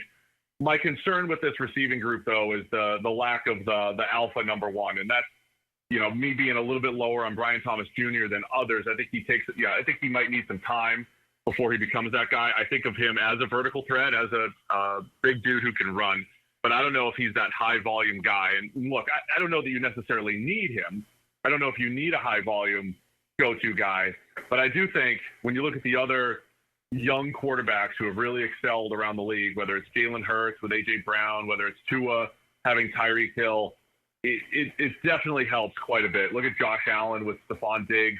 At that point in their careers, years 3, 4, 5, having those guys, having that dedicated go-to guy, I don't see that guy for the Jags right now. So to me, that's a concern, but I'm also interested to see how they're going to use all of this size and speed and get the ball down the field. I know Evan Ingram can work the underneath stuff, so I think they can do some damage, but I'm worried a little bit about the high-volume, consistency go-to guy, especially on third down. Couple more for Steve Palazzolo of PFF. He's with us here on 1010XL in Jacksonville. Steve, defensively, an all-new defensive staff, or a mostly new defensive staff, headed by Ryan Nielsen, the new defensive coordinator. They added a lot of guys, right, from Mason Smith, Jordan Jefferson, Jarian Jones in the draft. You bring in Eric Armstead and Darnell Savage and Ronald Darby, Trevis Gibson on down the line. They get the extension done with Josh Allen, which was certainly something they needed to do. How would you assess the Jaguar defense heading into training camp? Yeah, a lot of players in, a lot of players out. I'm interested to see how it all works out. I think I'm most excited about Eric Armstead up front. I think that dude can still play. He's massive, and he can play on the interior and on the edge. And I don't know what perception is locally about Trayvon Walker as he heads into year 3. Clearly, the PFF grades haven't loved Trayvon Walker because we look at the down-to-down production. We look at disruption and effectiveness as a pass rusher every single down, certainly not just looking at sack totals. We look at the run game. I don't think Trayvon Walker's been great against the run despite his reputation. But I think the presence of Eric Armstead will really help because I think watching the Jags last year, it felt like Josh Allen was the only one getting consistent pressure, the only one really able to put any sort of pressure on quarterbacks and affect the quarterback. So I think having Allen with Eric Armstead, with Trayvon Walker as the number 3, basically, moving those guys around, creating mismatches, I think that'll help quite a bit. I'm intrigued by having Darnell Savage on the back end, and Ronald Darby's been a really effective player as almost like a rent-a-corner over the last few years. Continues to just change teams and be a pretty good player there. So I think they've got the makings of a good defense. I'm curious to know how it all works together, but I do think they have certainly improved on that defensive line and their ability to pressure the quarterback. Steve, when all's said and done, when the 53-man roster is official in a couple of months, probably 35 to 40% of that roster is going to be new guys that were not here in 2023. And the goal of any team is to be better the next year than you were the previous year. So a very simple question. Are the Jacksonville Jaguars, in your opinion, better today than when they walked off the field in Nashville on January 7th? It's a simple question, but I give you some cop-out type of answers. It feels like a lot in and a lot out, and it ends up being a lateral move across the board for the roster, unless they mesh defensively better than they were. I think that's the big question for me. I think it's real close, though. I mean, they did lose some good talent. I'm a little worried about offensive line depth and effectiveness, and I'm a little worried about maybe the continuity on the defensive side of the ball. If they can get over that quickly, they could be better. And by the way, the thing that makes it all better is Trevor Lawrence taking the next step. And until he does, I'm still expecting him to take that next step, be a little bit more consistent, take better care of the ball when he needs to, but keep those big plays intact. So if Lawrence takes the next step, it doesn't matter what's around him. The team will be much better. So right now, I think it's about, I'll call it a lateral move from last year, but expecting big things from Trevor Lawrence here. You know, when you and I talked 12 months ago when talking about the AFC South, at that point, June of 23, most boring division in football, worst division in football, all of that verbiage, that narrative was out there. Now here we are, June of 24. Steve, outside of the AFC North and potentially the NFC North, dare I say, the most intriguing division coming into the year, with Tennessee spending $1 billion, Anthony Richardson coming back, Houston, obviously all that excitement and all the change here in Jacksonville. What a transformation this division has had in less than a calendar year. Oh, absolutely. I love it. I mean, the C.J. Stroud looking like a star as a rookie, Anthony Richardson and the potential that he has, in a full season. What you mentioned with Tennessee, I'm going to be intrigued by the South this year. I think the two you mentioned, AFC North, NFC North, they look loaded. But the South, with all the young quarterbacks, and, it did look like the Jags division last year, but it did seem like the other teams crept up on them. So it makes it a lot more competitive than I think we thought it was a year ago at this time. Final moment, Steve Palazzolo of PFF. We're going to tell the good folks what you guys have coming out on PFF in one moment. Steve, final question. I asked you about the Jaguars. Are they better? League-wide, give me a team that won the offseason in your opinion. Give me a team that lost the offseason in your opinion. Oh, man, who won the offseason? I mean, it's going to sound weird, but I think the Atlanta Falcons are going to be much improved because a lot of the hype around the Falcons was the Michael Penix Jr. pick, and I don't know that it helps them this year. But going, from Desmond Ridder to Kirk Cousins, I think helps the Falcons quite a bit, and I think they're going to put up a lot of points, and they've got a really feisty defense. So I'll say the Falcons, they did some really good damage this offseason. I would say the Cowboys on the other end just had a more uninspiring offseason. I don't know if it'll matter because their foundation is so strong, but the Cowboys, getting a little bit thinner at receiver, having two starters to replace on an offensive line that's been so consistent for really the last 8 to 10 years. So having a rookie left tackle, probably a rookie center or at least a young center, and not necessarily upgrading other parts of their roster, probably taking a step back at running back as well with Zeke Elliott coming in here in like year 9 of his career. So I'd say the Cowboys, a less, more uninspiring offseason. They're still probably an 11 or 12 win team, but I just don't know if they've done enough to get over that big hump to try to get to the NFC Championship and beyond. And quickly, Steve, now that the Trevor Lawrence domino has fallen, what's next? Tua in Miami, potentially Jordan Love in Green Bay. What are you hearing? Yeah, that's exactly it. I think Miami's got that decision to make on Tua because it's not just Tua. They have a lot of other high-priced, receivers and Jalen Ramsey to also try to keep that core together. And then the Packers, they had that little halfway deal with Jordan Love last year, a little prove-it deal. He proved it, especially over that last second half of the season. So I think they'll get him locked up sooner rather than later. Steve Palazzolo of Pro Football Focus. Steve, tell the good folks here in Jacksonville what you guys have coming out on PFF in the coming weeks leading into training camp. Well, I know at PFF.com, they're gearing up for fantasy season, especially right around the 4th of July. You'll see all sorts of great fantasy content, and I'm still cranking things out on the PFF NFL podcast. Always like having new listeners follow along with us as we cover the NFL as in-depth as we can. Steve, you're the man. I know you're very busy. Thank you for taking time out for us here in Jacksonville. We'll talk again soon, my friend. All righty. Thank you. The #1 station for Gator Nation. 1010XL, 92.5 FM. Here's Linda Beaver. Summer starts now at Beaver Toyota and Beaver Chevrolet with our summer sale. It's not sink or swim. We have vehicles for every budget and every need, starting as low as $79.99, and you won't get burnt. We offer 20-year 200,000-mile protection on new and 7-year 100,000-mile protection on used. Plus, we can really cool things off with our 30-day exchange policy. Start the summer off the way you deserve it with our summer sale at Beaver Toyota in St. Augustine or Beaver Chevrolet in Jacksonville. We're here to wow you. Blue here for the Blue Crab House, located right off of San Jose. It's on Jewington Creek Road. They've been around since 1996. Indoor-outdoor dining. Also, takeout is available at the Blue Crab House. Open 4:30 to 9, Tuesday through Saturday. Sunday, noon until 9. Remember, Tuesday, $2 margaritas. Wednesday, $1 oyster night. How about the blue crabs? How about my personal favorite, the Canadian snow crabs? Whatever it is that you fancy, you get it right there. The Blue Crab House. 15,000 workers. I'm Brian Rose from Remedy Staffing. We survey 15,000 blue-collar workers each year to better understand what drives quality and dependability in our workforce. The survey shows when looking for a new job, the initial pay rate, job security, and safety while working are the most important factors for hourly workers. If you're an employer and would like to learn more about the voice of the blue-collar worker, please call us at 904-528-1933.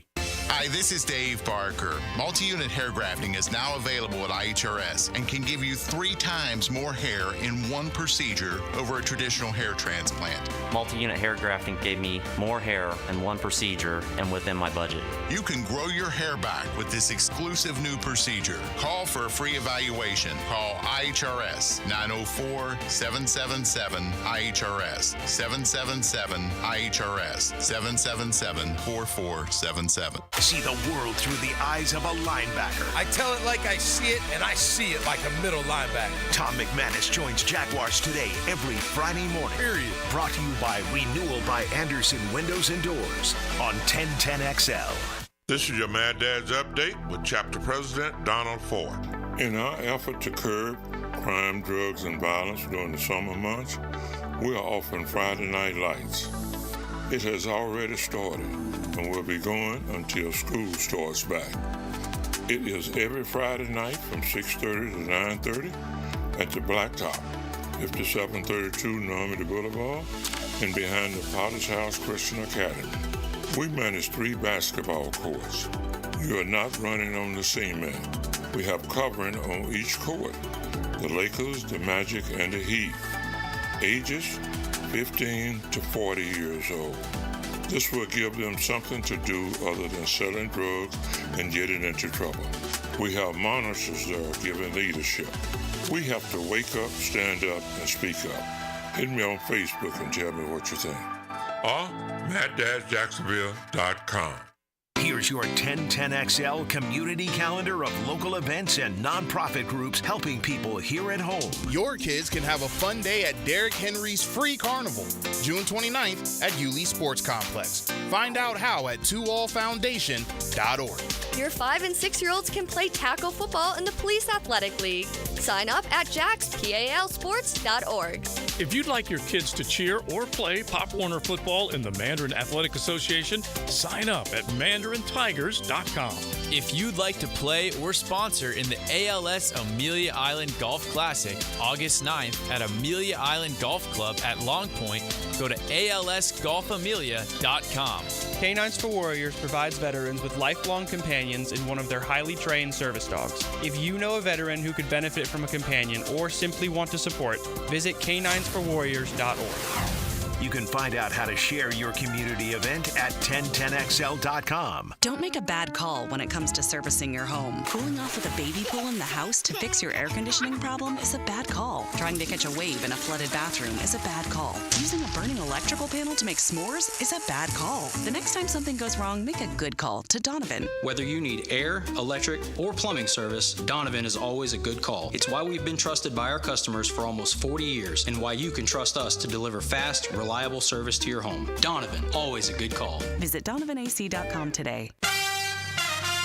Hey sports fans, this is Hayes Carlyon from MyBookie. Look, we've all been there before. A weekend trip to the casino canceled because real life came calling. Well, MyBookie's new and improved online casino is here to change the game. Dive into a truly realistic casino experience featuring the latest in slots, progressive jackpots, and live dealer action, all from the comfort of your own home. I love the live casino. The roulette is awesome. It's so easy and so much fun. Just go to MyBookie and click Live Casino at the top. You'll find live dealers ready to deal or spin just like you're at the casino. The MyBookie Casino provides a Las Vegas experience when the action is in your hands. Start at MyBookie today with a generous sign-up bonus using promo code 1010XL, and a revamped loyalty program ensures a host of exclusive VIP perks. So sign up and hit the casino with promo code 1010XL. The more you play, the more you win. Only with MyBookie. 1010XL is presented by Farah & Farah, exclusive injury law firm of the Jacksonville Jaguars. Protecting you and your family. Call 396-5555. Jacksonville. Let's ring up another guest on the All-Pro Roofing phone line.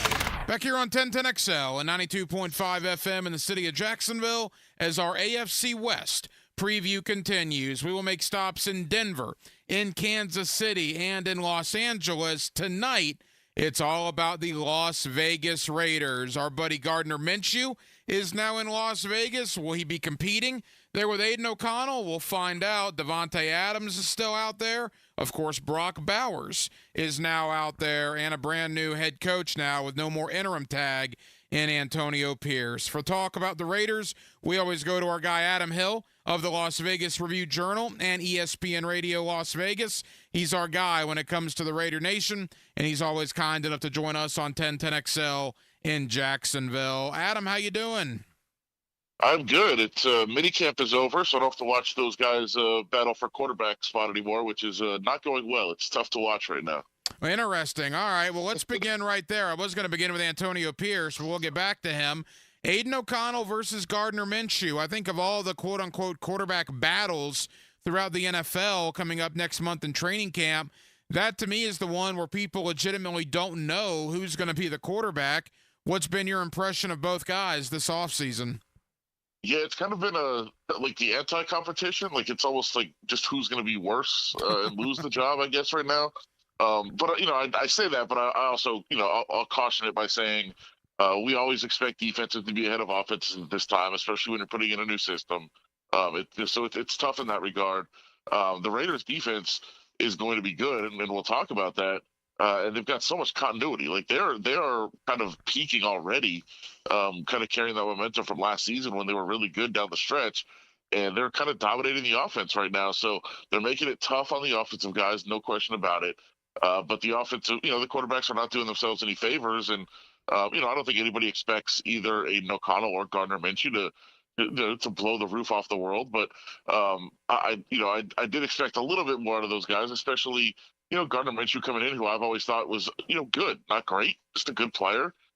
He's kind of struggling a little bit, I think, to adjust to the system. I think Aiden O'Connell is certainly struggling to adjust to the system. And it's just been kind of a, just don't be terrible is kind of the way it's going at practice right now. So I think everybody expects it to be different once training camp starts and you start getting a little bit closer to the season. But I'd be surprised, even though everybody's saying the right things about this battle right now, I'd be surprised if, there's not a little bit of panic going on in the building saying, what is this going to look like as the season approaches? Because the Raiders are doing a pretty good job building, a pretty decent roster. We talked about the defense was really good down the stretch last year. I think they'll be pretty good again. They've obviously, you mentioned Devontae Adams, mentioned Brock Bowers, Michael Mayer. They've got all these, Jacoby Myers was tremendous last year. You got all these great skill position players.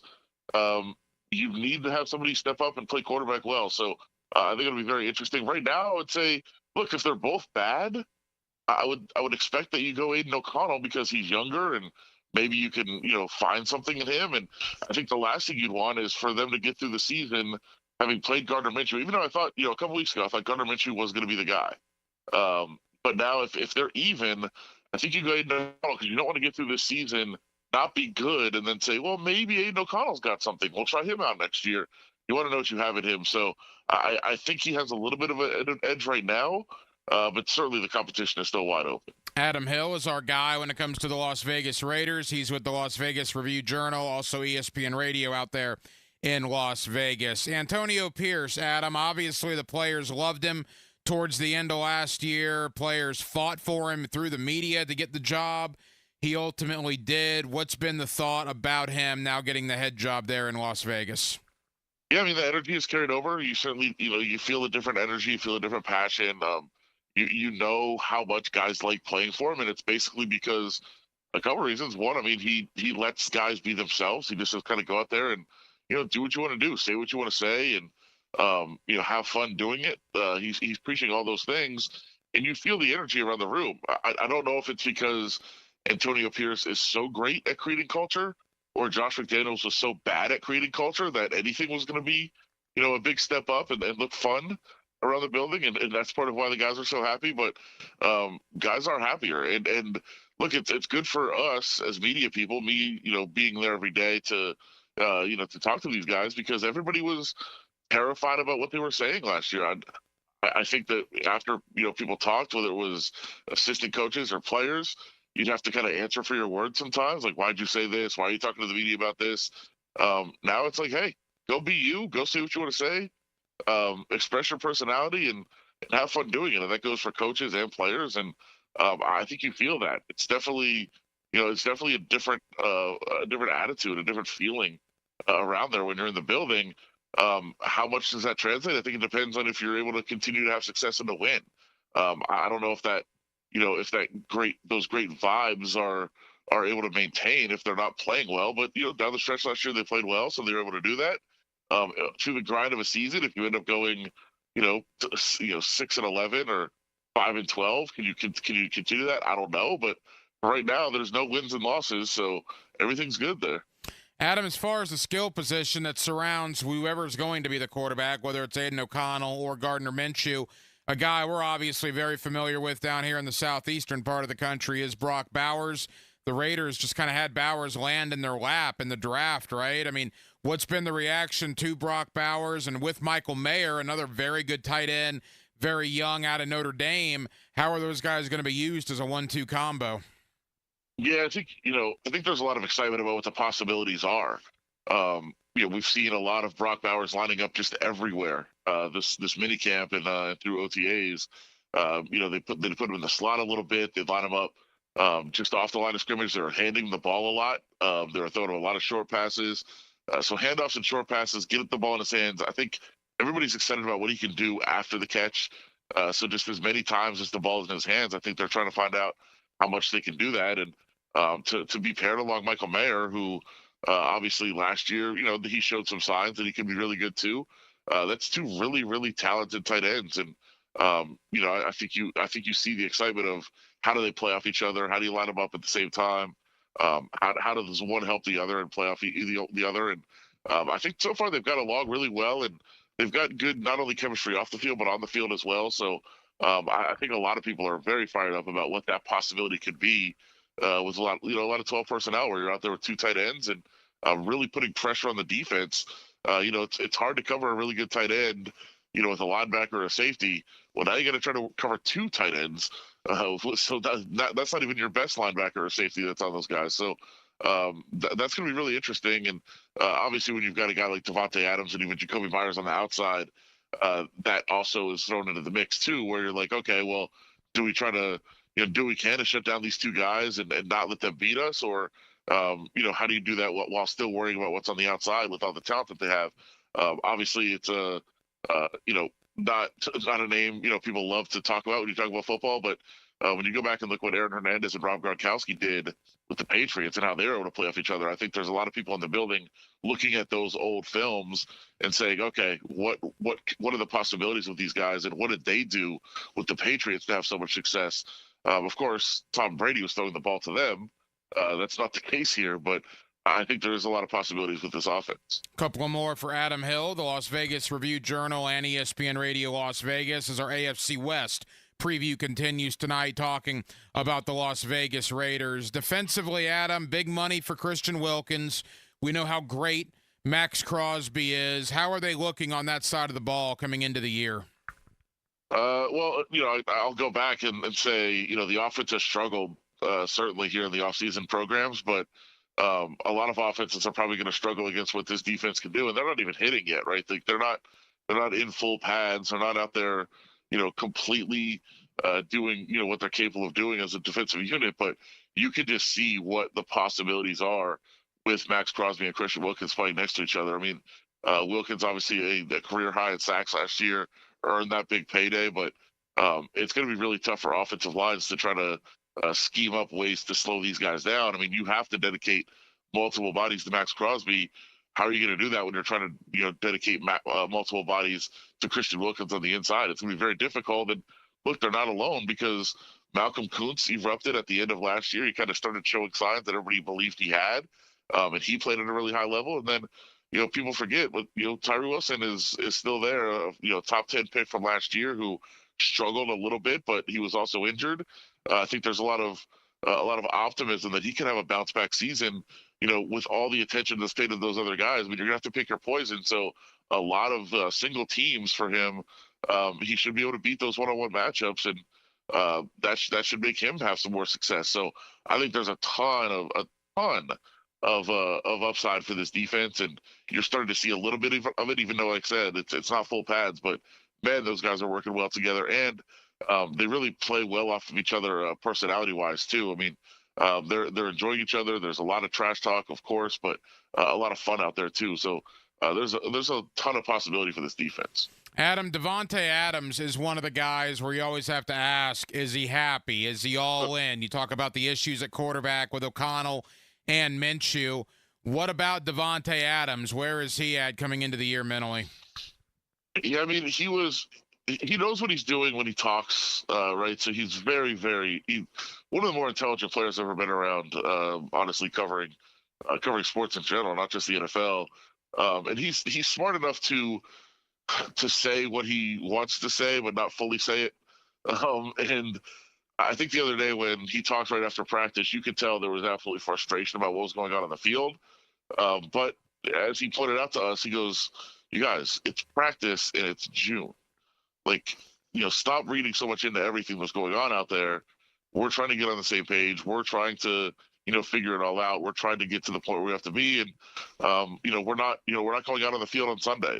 This is not the regular season right now. So it's a work in progress." And he even like made everybody repeat. He pulled almost an Allen Iverson of, "It's practice. Remember that." And so I can, I'm going to say that he can't be happy with what's going on out there, but at the same time, like this is where he is. He told me a couple weeks ago I was at his youth camp, and I said, "Are you happy being here?" And he said, "If I wasn't, I wouldn't be here." And he's right. I mean, he has the power to, be moved out if he wants to demand a trade. And I think that he would have to listen to that. But I think he loves living here. I think he loves being closer to his family on the West Coast. All those things are really good. But I can't imagine that if he's, into the season, a couple weeks and not getting the ball and they're also losing and he's seeing a lot of struggles from the quarterbacks.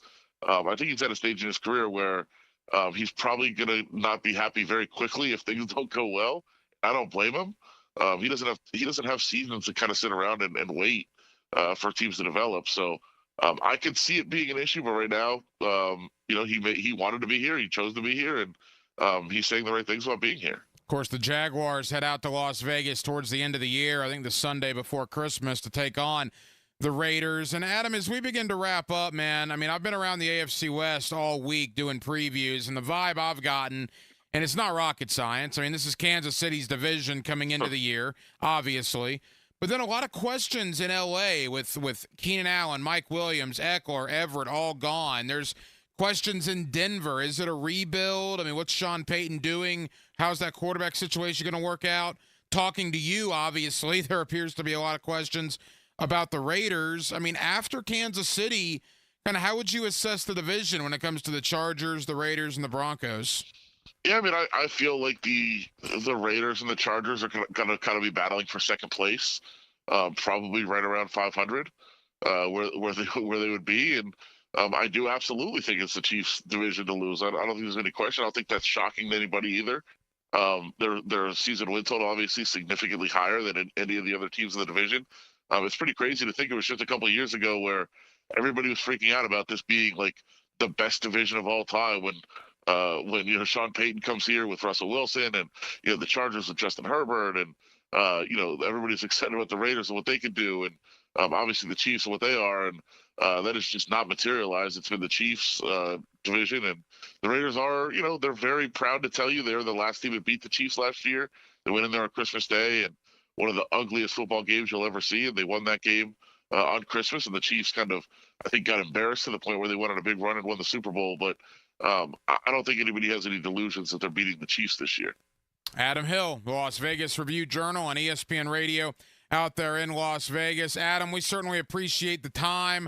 We will talk again, if we don't beforehand, certainly in December when the Jaguars make their way out to Vegas for that game against the Las Vegas Raiders. Thank you as always, my friend. Thank you. Look forward to it. Now, the cool down from the cool guys at Donovan Air Electric and Plumbing. Fast, reliable, and honest service since '87. And thank you to my buddy Adam Hill of the Las Vegas Review-Journal and ESPN Radio out in Las Vegas for joining us tonight to talk a little Raiders as our AFC West preview continues. We've now made stops in Kansas City and in Las Vegas tomorrow night and Friday night. We will make stops in Denver and in Los Angeles as we round out our AFC West preview this week. Interesting division, no doubt about that. Kansas City, obviously the favorites coming in. And quite frankly, there's just a lot of questions surrounding the Chargers, the Broncos, and the Raiders as we enter the 2024 campaign. Boy, we discussed a lot tonight here on Hacker After Dark. The AFC West just then. Obviously, the NBA draft going on right now, and with the draft comes the start of free agency, the start of trades going on. And look, we had a big one last night. Mikal Bridges from Brooklyn to the New York Knicks in exchange for 5, 6 draft picks in the future. Obviously, New York just absolutely loading up. We saw Oklahoma City and Chicago pull off a trade last week. Caruso for Giddey. And look, that's going to continue. Will Trae Young be moved? Will Darius Garland be moved? Will Brandon Ingram be moved? What's the status of Klay Thompson and Paul George? There is a lot to figure out. The offseason really begins tonight and tomorrow night with the draft and then heads right in to NBA free agency. And you can start negotiating with out-house free agents, not your free agents. You can already do that. But guys coming in from other organizations, you can begin those negotiations on Sunday. Well, that'll just about do it. It has been a very, very busy Wednesday night edition here of Hacker After Dark on 1010XL and on 92.5 FM. We have a ton of people to thank. Again, Adam Hill, Las Vegas Review-Journal and ESPN Radio Las Vegas. He is our guy when it comes to the Las Vegas Raiders. Always appreciate Adam's time. Bobby Marks of ESPN. He is the NBA front office insider for ESPN. Bobby is a very busy man this time of year, and we really, really appreciate him taking time out for us here on Hacker After Dark. Again, all the free agency, the draft tonight and tomorrow, the trades going on, and it begs the question with the team closest to us, the Orlando Magic. They have a ton of money to spend in free agency. Will they spend it? Will they make a splash with a Klay Thompson or a D'Angelo Russell or potentially even a Paul George? Or will they spend it a little wiser in the sense of maybe going to get 2 mid-level guys, a Buddy Hield, a Gary Trent Jr., a Luke Kennard, some players along those lines? But I think there's no question that Orlando will be one of the most active teams here in the NBA offseason. Back in hour number 1, Steve Palazzolo of Pro Football Focus. You guys know I love PFF. Steve is certainly one of their main guys. He hosts the PFF NFL podcast for Pro Football Focus as we talk Trevor Lawrence contract, Jaguars, AFC South, and more. So we always appreciate Steve's time with us here on Hacker After Dark. We will be back tomorrow night on a Thursday, and we will do it all over again beginning at 8 o'clock. And also, I wanted to mention, it was great seeing all you guys out at the Jacksonville Jumbo Shrimp earlier today. We had 1010XL Day out there at the Jacksonville Jumbo Shrimp. First time I've been to one of their games, quite frankly, in a while.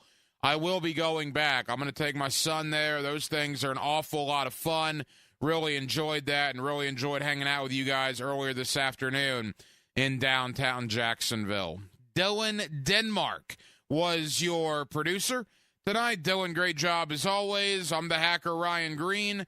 And again, Jacksonville, thank you for spending part of your Wednesday evening with us right here on Hacker After Dark on 1010XL and on 92.5 FM. Let's go behind the curtain at 1010XL. Next time it'll be flawless. It's still the flea circus. It's all an illusion. When we have control again. You've never had control. That's the illusion. 1010XL. You totally undersold it. Bueller Air and Plumbing presents Are You Cool? Our returning champion, a basketball court sweat mopper from Jacksonville, Florida, meet Louis Cramp. Great to be back, Merv. There's only one category left on the board, Louis. People you can